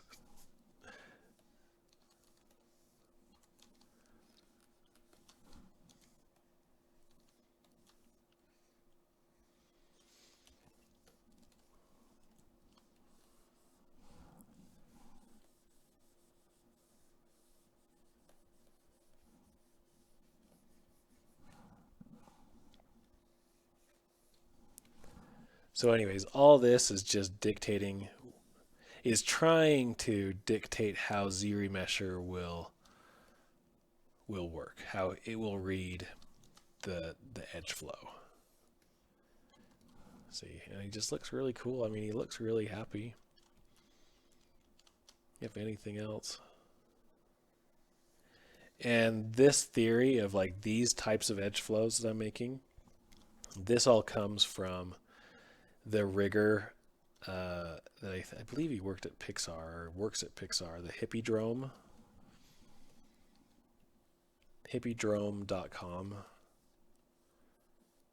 And he's got some great topology theory, and I think if you're a character designer, you should pay attention to what he's laying down because it is gold.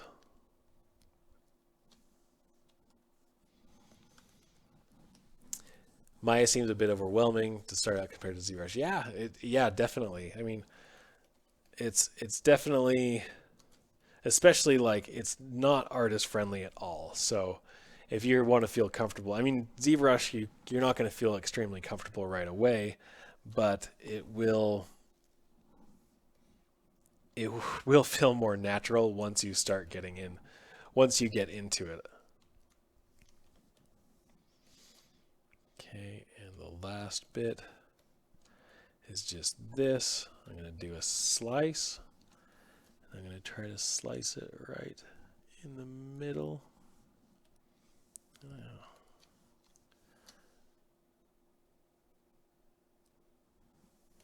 Oh, it's made up of multiple subdivisions. My butt.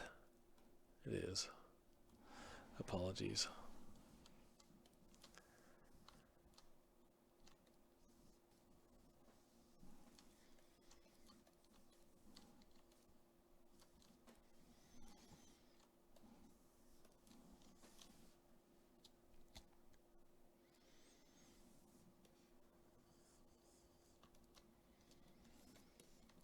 And again, this is all just to try to tell ZBrush how to follow.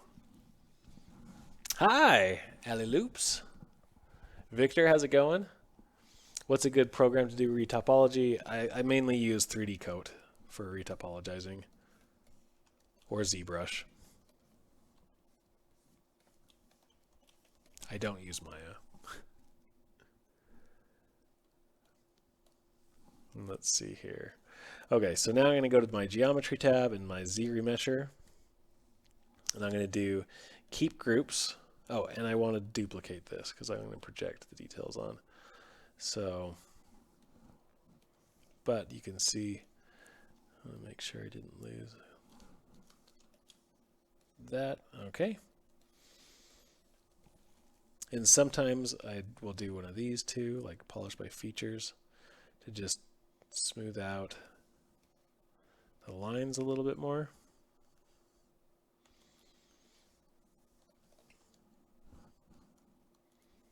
And I'm going to do a mirror and weld.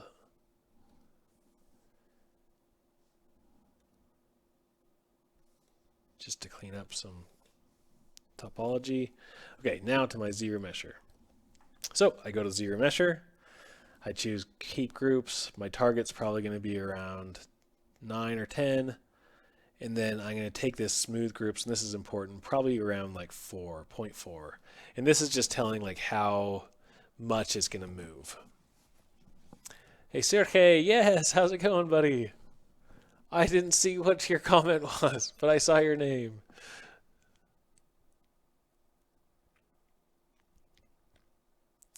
Can you quickly explain how you got separate polygroups? Oh, I just controlled. This is all masking, so I'm controlling and then Control W once I have them masked. And so now I have them all up. Got out. What's the name you mentioned earlier for retopology? 3D Coat. Are ZBrush values completely arbitrary? Kind of. Yes. Oh, yes, let's save before Z-remeshing. Save as. Sure. Okay. Thank you. Do I speak Portuguese or Spanish? I speak Spanish. Un poco de Spanish. If you get me in a conversation, I speak much better, but speaking just from my mind, I'm so out of practice, it's embarrassing. Okay, so now that I've got this, I'm going to do Z-remesh and pray to the lizards.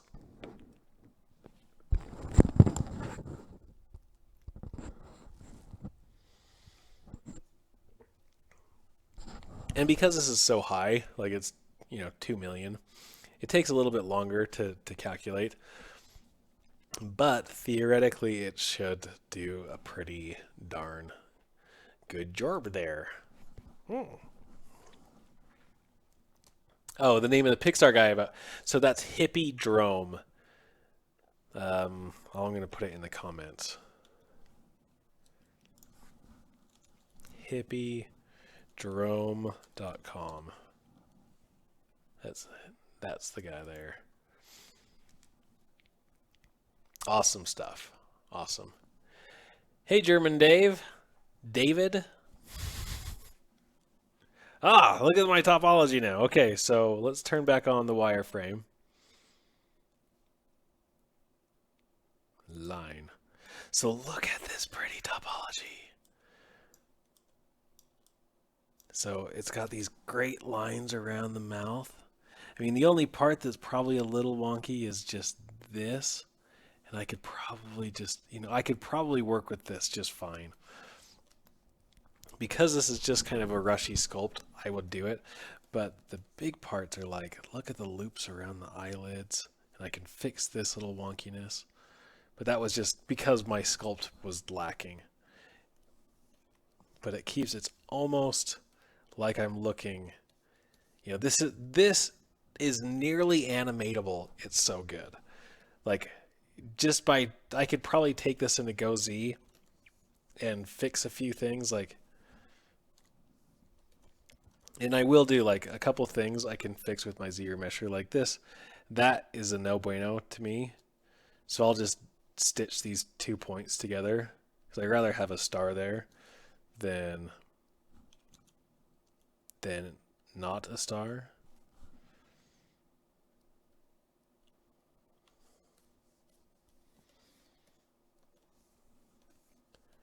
And I'm going to fix, I can isolate these eyes really quick. And I have complete control over how I can make the thickness of the inner eyelid, like just the rim. ZBrush, I love you. You know, I can get the angles that I want really easily. This is just all of a sudden, like all that work that we put in is now like, this is the payoff. It was like, ooh, now I can do anything I want whenever I want because I have low, controllable, clean topology straight from ZBrush. Like this is the real thing that makes me happy. So just changing some of this stuff. How did I turn on and off wireframe? If you go to transform, if you look at the polyframe, like this turns it on and off, this button, but it has a line and a fill. If I turn off the line, it just shows the colors, and if I turn off the fill, it shows nothing. But I can just see the lines if I want. Like no poly, just wireframe mode pretty much. But that's how I do it. I wonder how it'll look when you project it. It'll actually probably look, you know, with this, because there's really not that much detail. This is my high and this is my low. There's not that much difference, and basically I'm gonna change it because I want it to look more like the concept than this. Then I'm not gonna project this actually. I don't need to. I can just sculpt. And I have the liberty of like, okay, so now if I go to my spotlight, that's what this is called, spotlight. Change my opacity down and then I can start. Let's change my opacity down just a little bit more.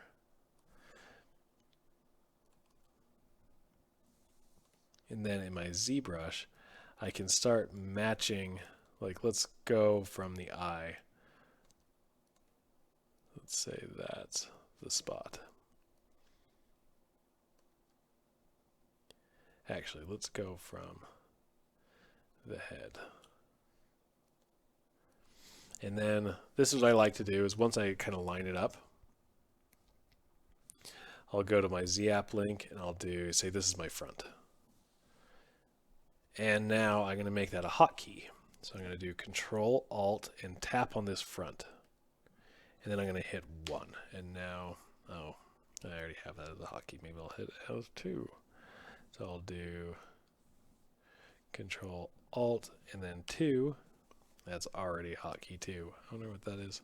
Oh yes, I know what it is. It's crease. So I will try.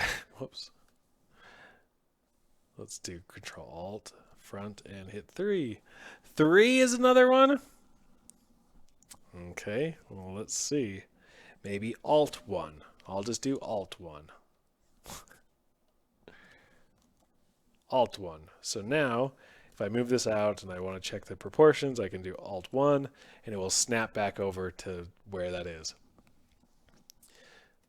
So now I can, quickly go in and make some very heavy-handed changes. Oops. Oh, that's what's going on. My focal shift on this is way high.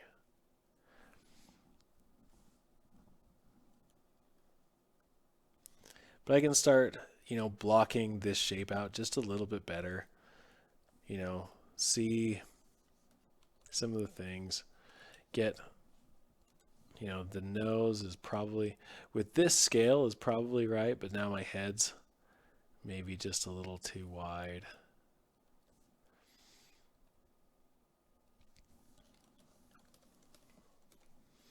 And then I can go back in and just like, all the landmarks from a good solid face are there.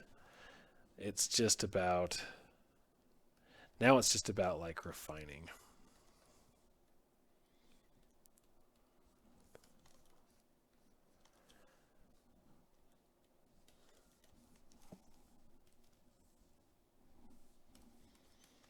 We'll put the eyes back.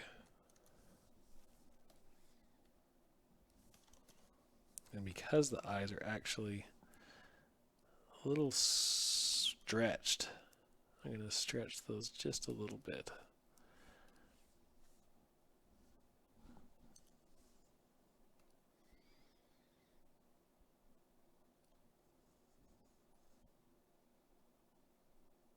And tilt them.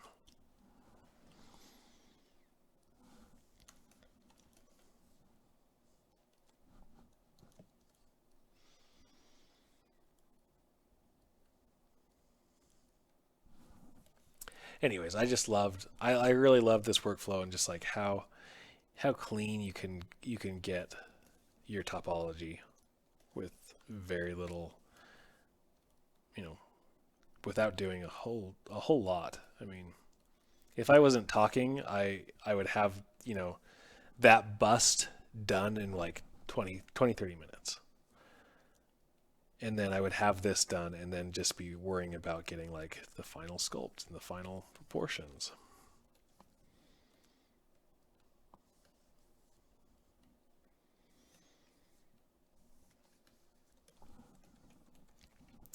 Refining, is that the part where you spend hours making minor adjustments and end up liking how it was previously? Yep, that's right. Or taking hours and realizing that you've wasted all of your life on something and this is just the worst. Yes, the refinements. I am a classic noodler, is what they say. That's actually just what I say, maybe. So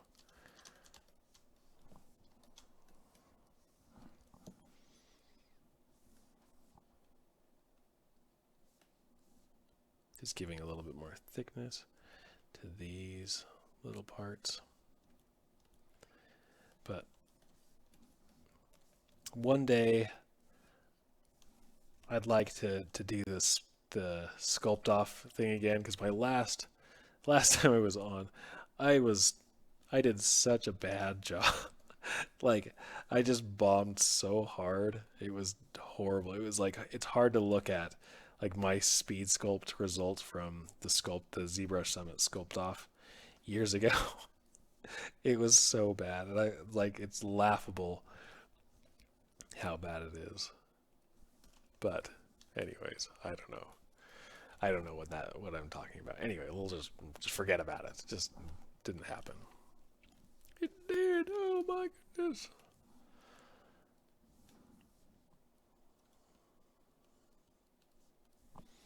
Now let's go back to a more fun material.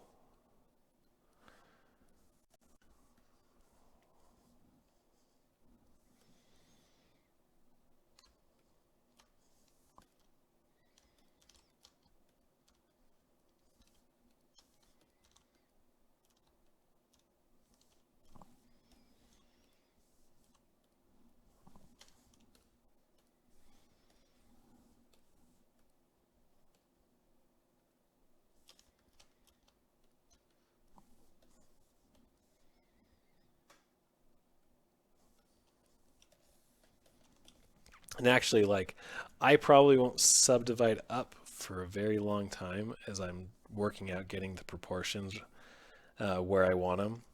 So you'll see that, like, even this at like 20,000 is probably higher than I like to be most of the time. But is there a VOD link to this supposed thing that never happened? I missed the question. Is there a VOD link to this supposed thing that never happened? I don't know what you're talking about.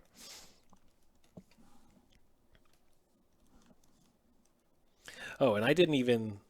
The cool thing is, like, normally I polygroup out the ears, so I have control over the inside. I didn't do that this time, and I think it's okay.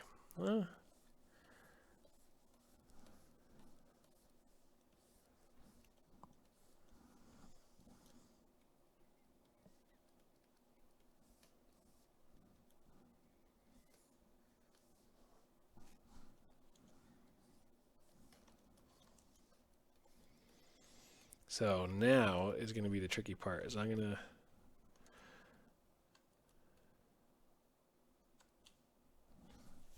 to go for that nose, but I've noticed that his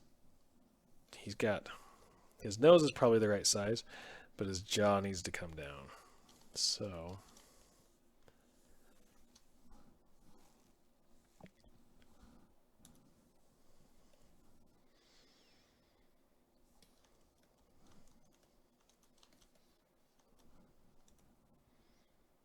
yeah, it feels good.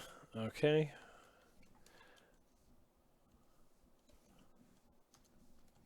So now, and the reason we can do this expression is because we have solid topology.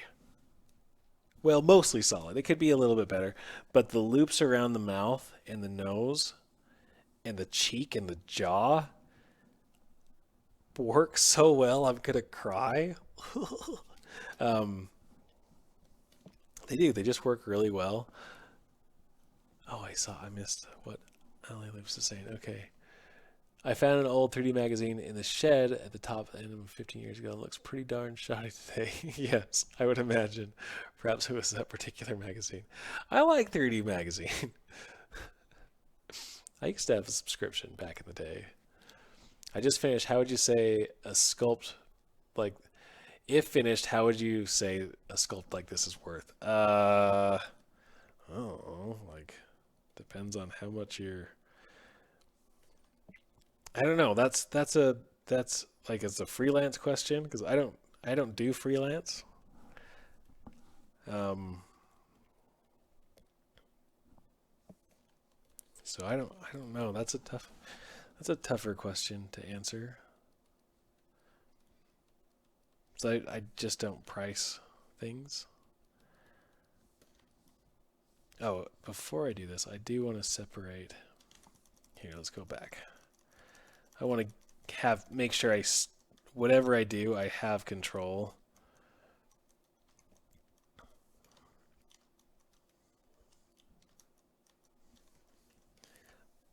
Over this lower jaw.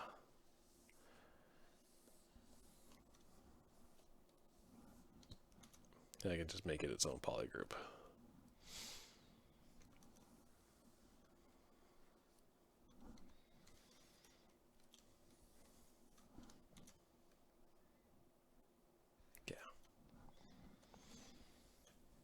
Okay, and then making a big smile like this, because it's so extreme, is just a lot of slow, like I'll just slowly kind of move tap. And I'm watching my topology because I don't want, there's going to be stretching, but if I can control it, I want to try to even out as much of, because like these loops are going to end up pulling way up here. So I've got to find, like this is going to start puffing out because he's smiling. And really, like if I can get it up to there and just start evening, I don't ever want to have like major stretching that you see, like more span space. Like this is starting to get really spacey. Then I want to even that out by pulling maybe a little bit from the middle.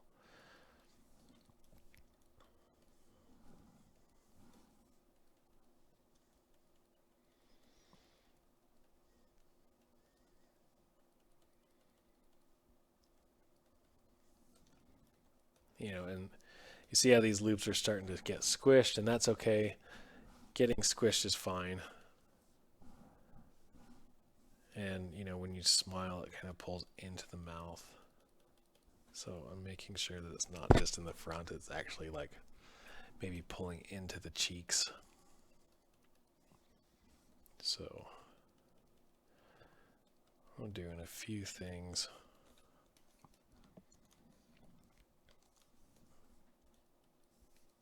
But I work with polyframe mode on for a while, and I'll do this. And normally, like, I won't pose the expression before I sculpt, but because it's a fairly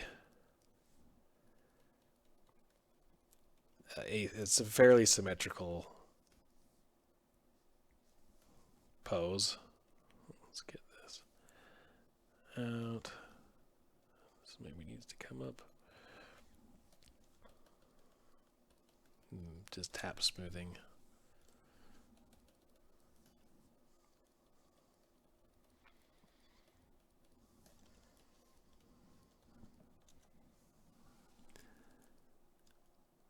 Almost there.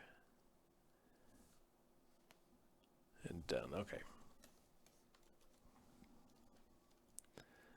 So get that.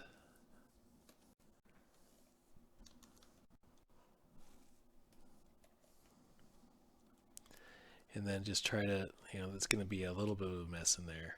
So I'm just going to try to smooth some of it out if I can to just even out some of those polys.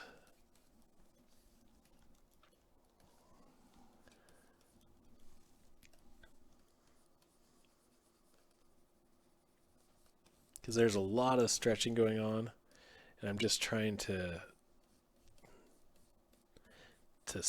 even it out as much as I can. I mean, there is a chance that I could even do another step, like if I wanted to go back and continue.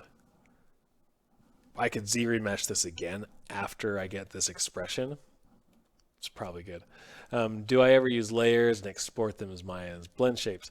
I don't, because I'm not on the animation side, and we're also doing video games where we're not really using many blend shapes. But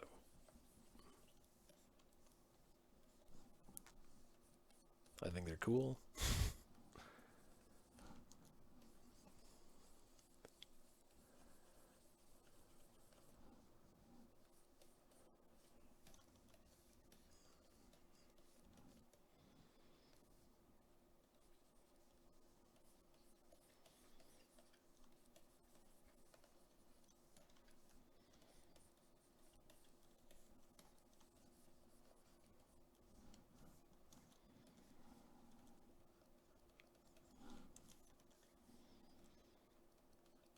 This one's just really quite extreme, so you have to make sure that you're going to get some pinching, but you can try to figure out like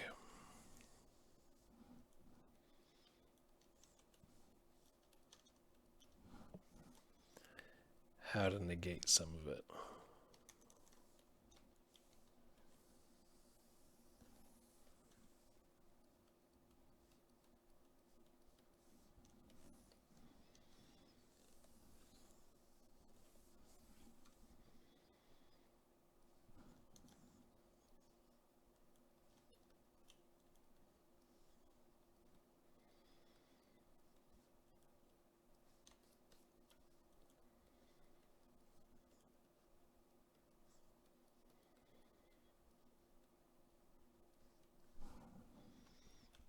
What's your general workflow? Do you start with Dynamesh for base shapes or silhouettes and divide them up into detail? My general workflow is basically what you've seen. I start with primitives, really, really simple, really low resolution primitives. And I block out my core shapes, my core landmarks. And then once I'm happy with that, I will then Dynamesh and then do this Z-remesh technique where I still have low topology. So I'm going to do a duplicate, and I'm going to Z-remesh this and see what we get. We go 3.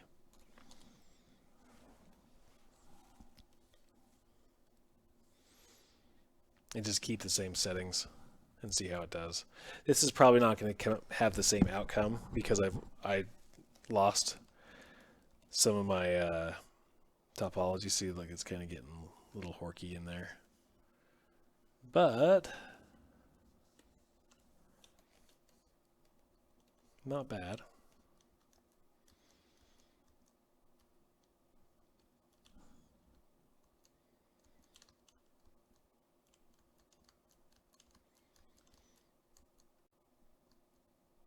I'll probably just keep this. I can work with this. So just curling that lip back in.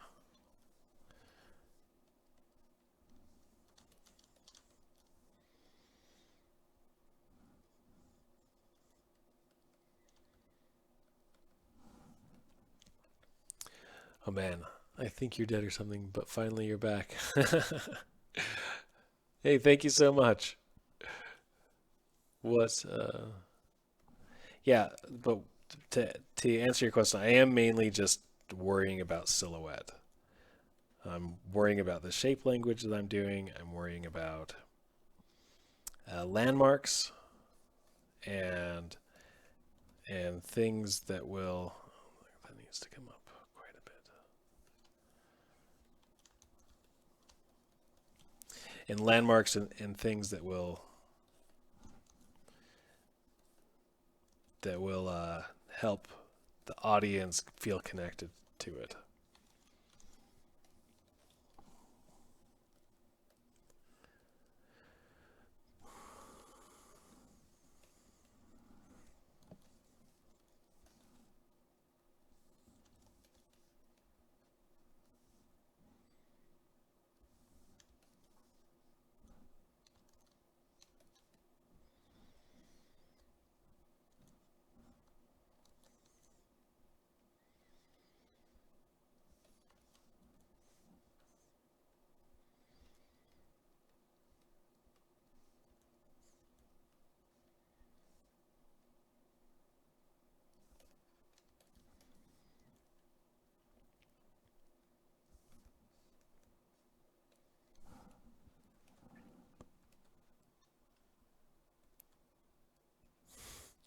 You think you're late too? That's okay. It's all being recorded. Just missed some like high level conspiracy that was all verified as truth. Um, you missed when the roller rink girls came in and they checked me into the wall, and I was like, oh no.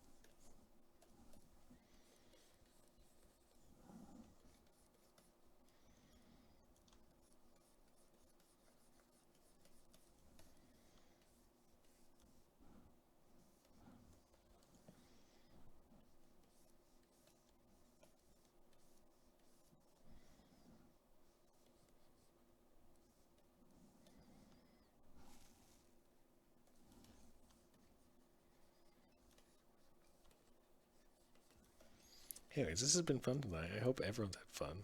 I've had a lot of fun. I got to do all the things I wanted to do. Sculpt ZBrush. Talk about conspiracies.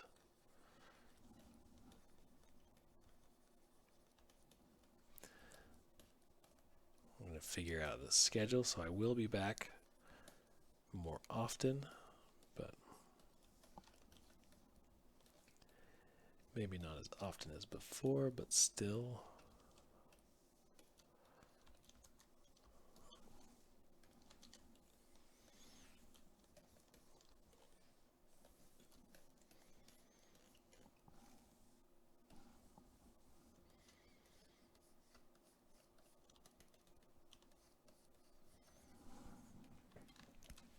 I wish Pixel did an animation plugin. I feel like there's a great opportunity to making animation in ZBrush inspired by clay animation. Hey, that could be cool. I agree. I would love, one of my things that I would love them to do is to do a revamp of like their Z-sphere rigging. I think the idea is a really powerful. It just needs, and it's been a while since it's been updated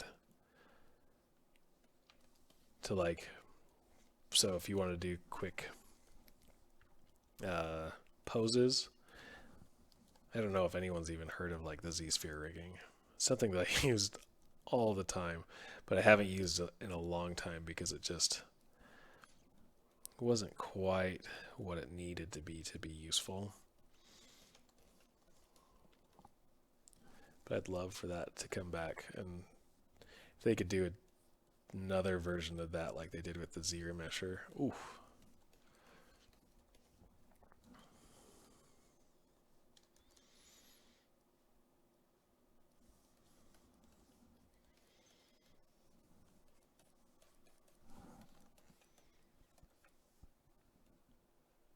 Her and her jowls. I missed that. Yeah, there's a lot of potential. I like the Illuminati. Um, let's see. I missed that comment. This Hillary Clinton. Yes, her and her jowls. Thanks, Steven. Gotta keep the stash tight. Oh. Do I never know when it's time to stop sculpting? No. Actually, I've got 15 minutes on this scheduled stream, but do I actually know when it's time to stop sculpting? Not really. Sculpting's fun, especially like a fun little character like this that is just fun to sculpt. These are like the best. This is a guy that I did a long time ago. He was like a Starbucks sketch where I bring my iPad Pro in and just sculpt people I see.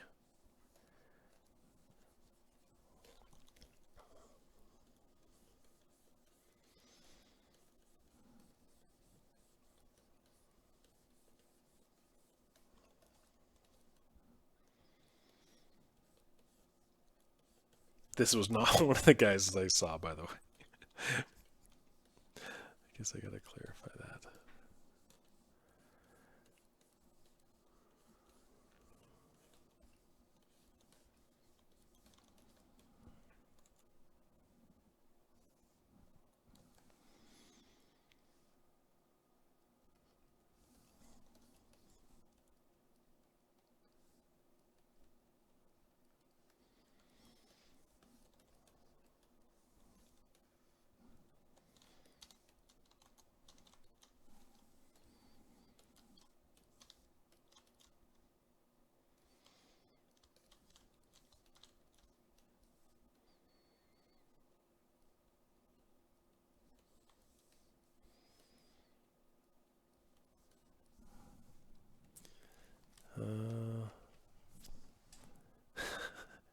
Pixelogic is the Illuminati. There's no discussion. That's just it.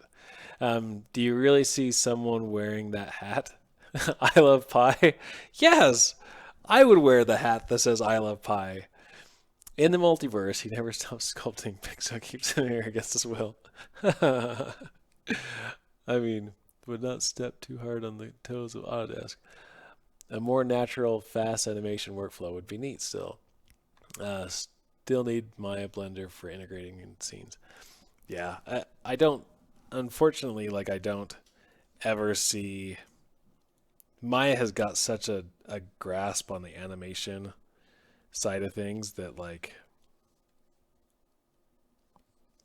I don't ever see it not being the powerhouse that it is, which is kind of frustrating because I feel like they know that they're the powerhouse and they kind of use that to their advantage to not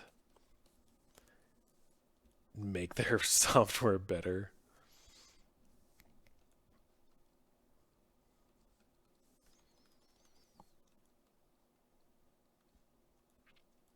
They also charge a buttload for it, but then you've got like companies like Pixelogic who keep giving these free updates and are amazing and mostly do a lot of great things for the community. I mean, they do a lot of great things for the community. So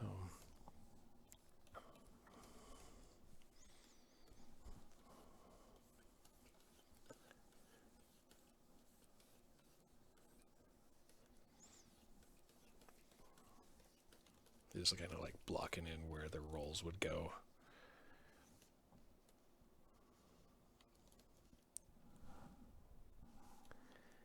His bottom lip needs to start rolling in a little bit more.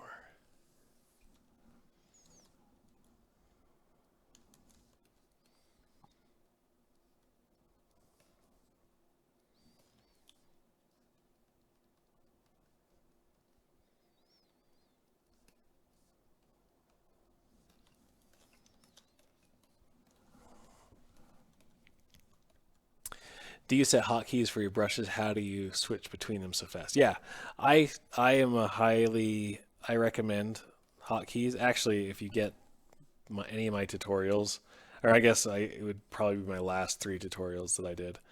Um, I talk about how hotkeys are pretty much, what did I do? They are the best thing you can do to speed up your workflow. And I just give you my hotkey list and say, this is how I do it. This is how I set it up. Use it if you want. But yeah, I can switch between move, Z modeler, Clake build up. And it's really quite easy to do. To set a hotkey, if you don't know, this is going to be the thingy dingy. The Redbeard teaching moment. To set a hotkey, you hold Control and Alt and tap on whatever you want. Any of these can be a hotkey. Any button can be a hotkey. So if I wanted it to be a mirror and weld, I hold Control and Alt, click on this, the mirror and weld, and then I hit whatever key or combination of keys that I want. You see it says, oh, well, it was canceled. But I can now press any button, and so, but I also have to keep my cursor or mouse hovered over the button, and I can just hit that. So if like I wanted it to be the brackets, I won't save this, but I'll do mirror and weld and then do Alt left bracket. And now see right here, it says hotkey is assigned. Blender is a great tool, but yeah. I think Blender does a lot of good things. I'm still not into my workflow, as like their sculpting isn't nearly even close to what ZBrush is, and basically that's what I live in, is just sculpting.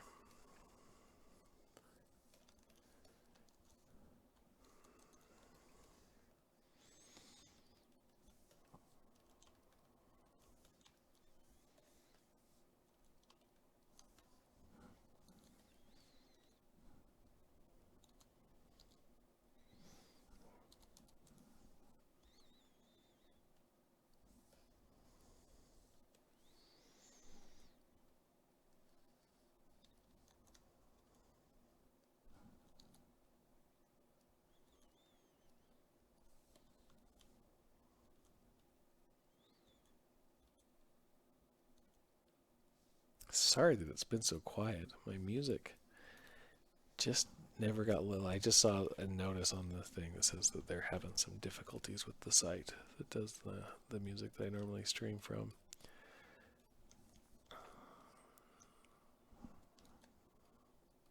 But it's been fun. I've sang a lot, right? We just make our own music.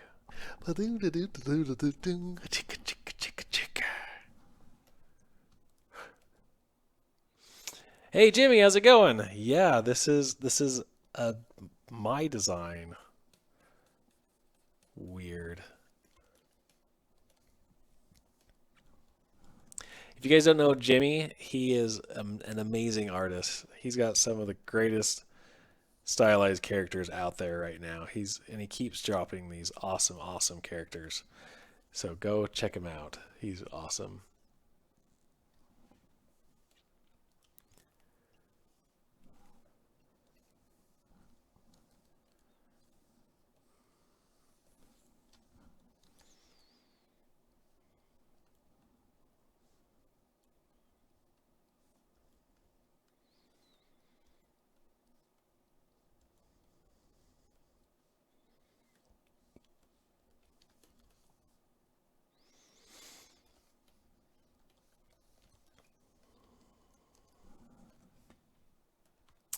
Do I UV and low poly projection? Yes, I do. I do, and it depends on what I'm doing. Like the cool thing about ZBrush is I could lay out UVs from this and get them pretty good, and then create the maps in ZBrush and then bring it all into KeyShot and get a pretty solid final render without actually having to lay out the UVs. It's kind of the lazy man's way about it, but get some pretty good results.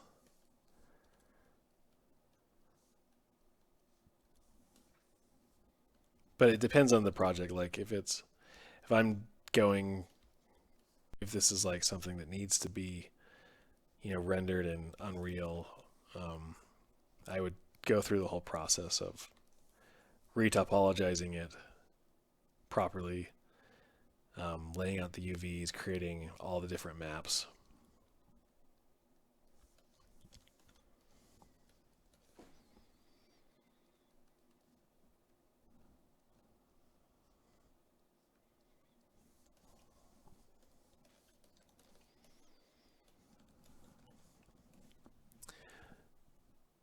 Yeah, I'd say 3D Co offers the best retopologizing tool set, but it can come down to preference. Yeah, I've heard Maya's. People really like Maya's retopologizing stuff. I'm mainly just a big fan of 3D coats. I think it's really fast, really intuitive. Um, they've got some really powerful tools in there.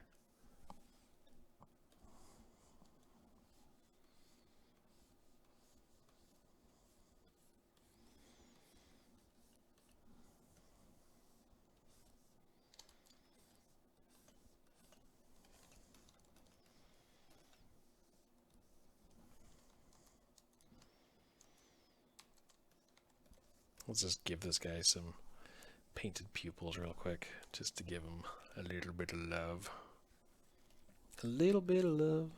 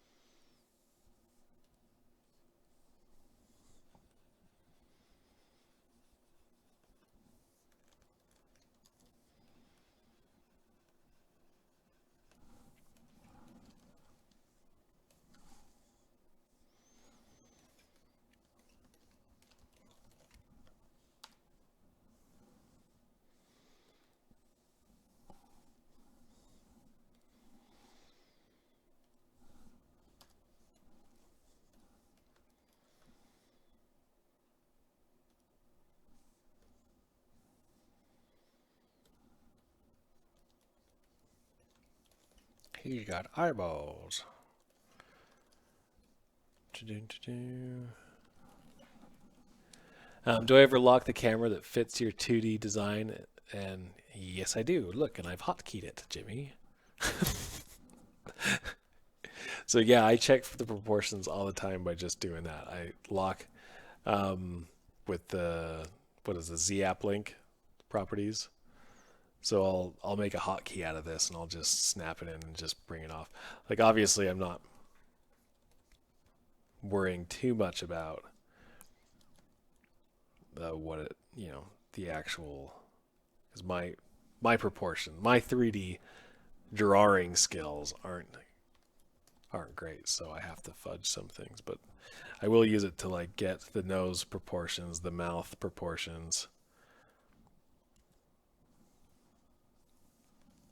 and like know where my 2D cadences, like my 2D rhythm and flows are.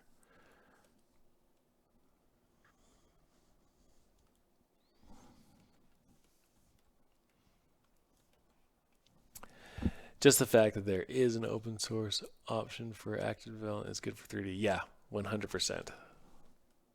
That's very true.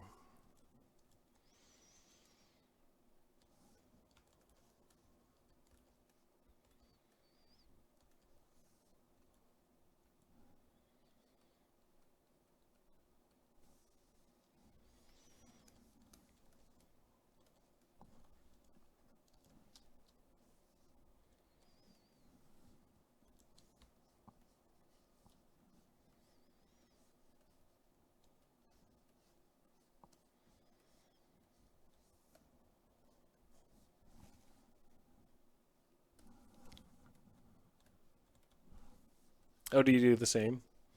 What have you been rendering your stuff out in lately, Jimmy? Like all that Subway Surfer stuff? Because that stuff's pretty awesome.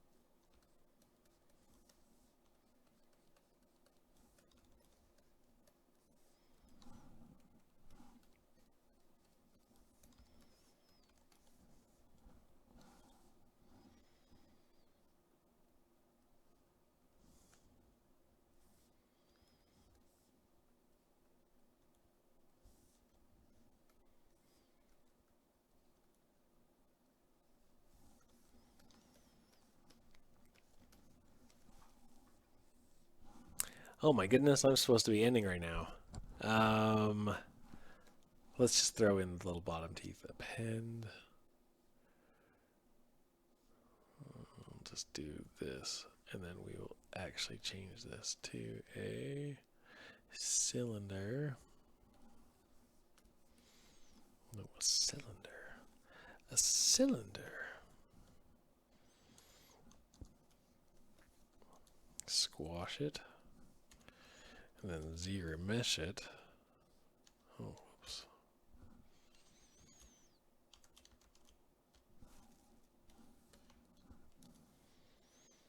Squash it. Splits it.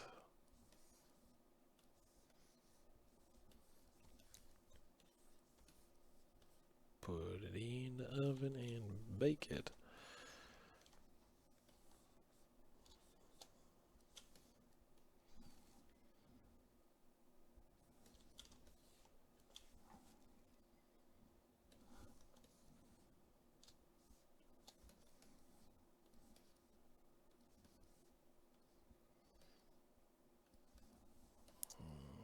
Forgot to have. Oops.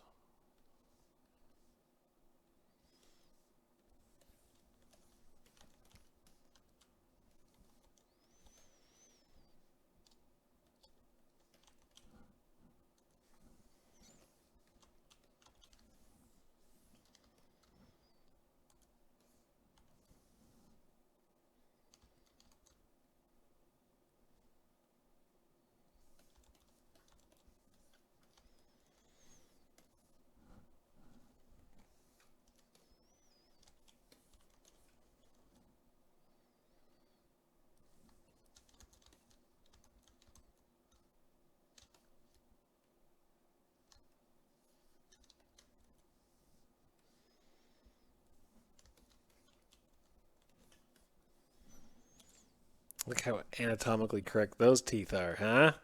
Huh? I'm just kidding. Your skills with the mask lasso got so swag. Yes, the mask lasso has been a big part of my life for very long.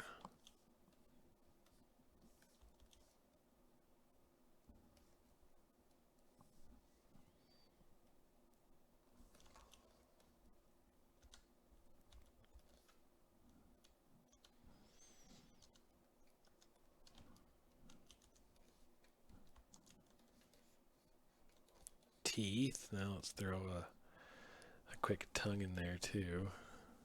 We'll just use this thing. Split unmasked points.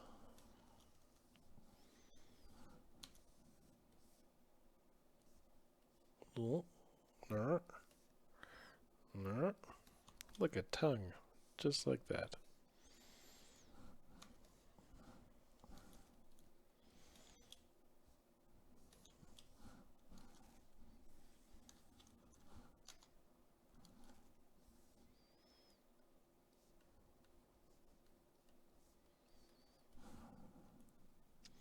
Hi Matt, one question. What material did I use for the eye? This is a new material that I saw on Gumroad. Let's see if I can get the artist's name. Polygon Studio. If you look that up on ZBrush, I think it was like an eye brush, a material pack. I thought it was pretty cool. I just liked having the highlights in there, and it kind of has the depth, which is nice. I might adjust them to make them a little bit brighter because right now they're almost too light, too serious. But I literally just got them like yesterday, so I'm just trying them out.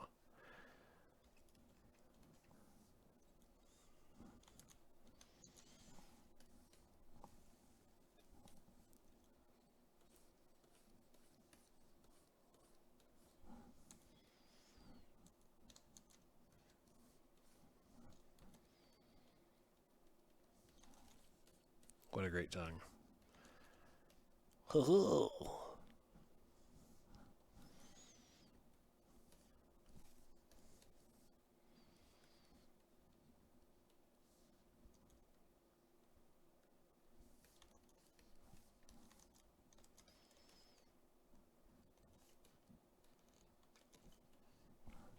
Anyways, I should stop because Kyle's gonna call and he's gonna be like, "Man, get off, it's time.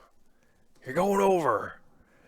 The feds are after us because they've heard about your conspiracies." So I can't make Kyle angry. I've got to get off for Kyle's sake. Anyways, let's get this guy all looking okay. Hi guys.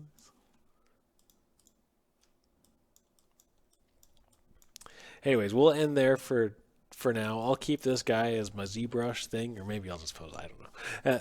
But it's been a lot of fun. Thank you for coming by and being so active on the comments. I've really appreciated the questions and being able to interact with you guys again. Feels good to be back. If you liked what you saw and you want to learn more about what I've been doing tonight, please look at the Gumroad link, the gumroad.com/redbeard. My new intro to ZBrush has been out for a couple of weeks now. I've got advanced tutorials in there as well. And so just thanks for coming by. I really appreciate it. This has been a lot of fun. Happy sculpting. Enjoy your night or morning or whatever. Send me some good conspiracies or any questions you might have. Good day to you all.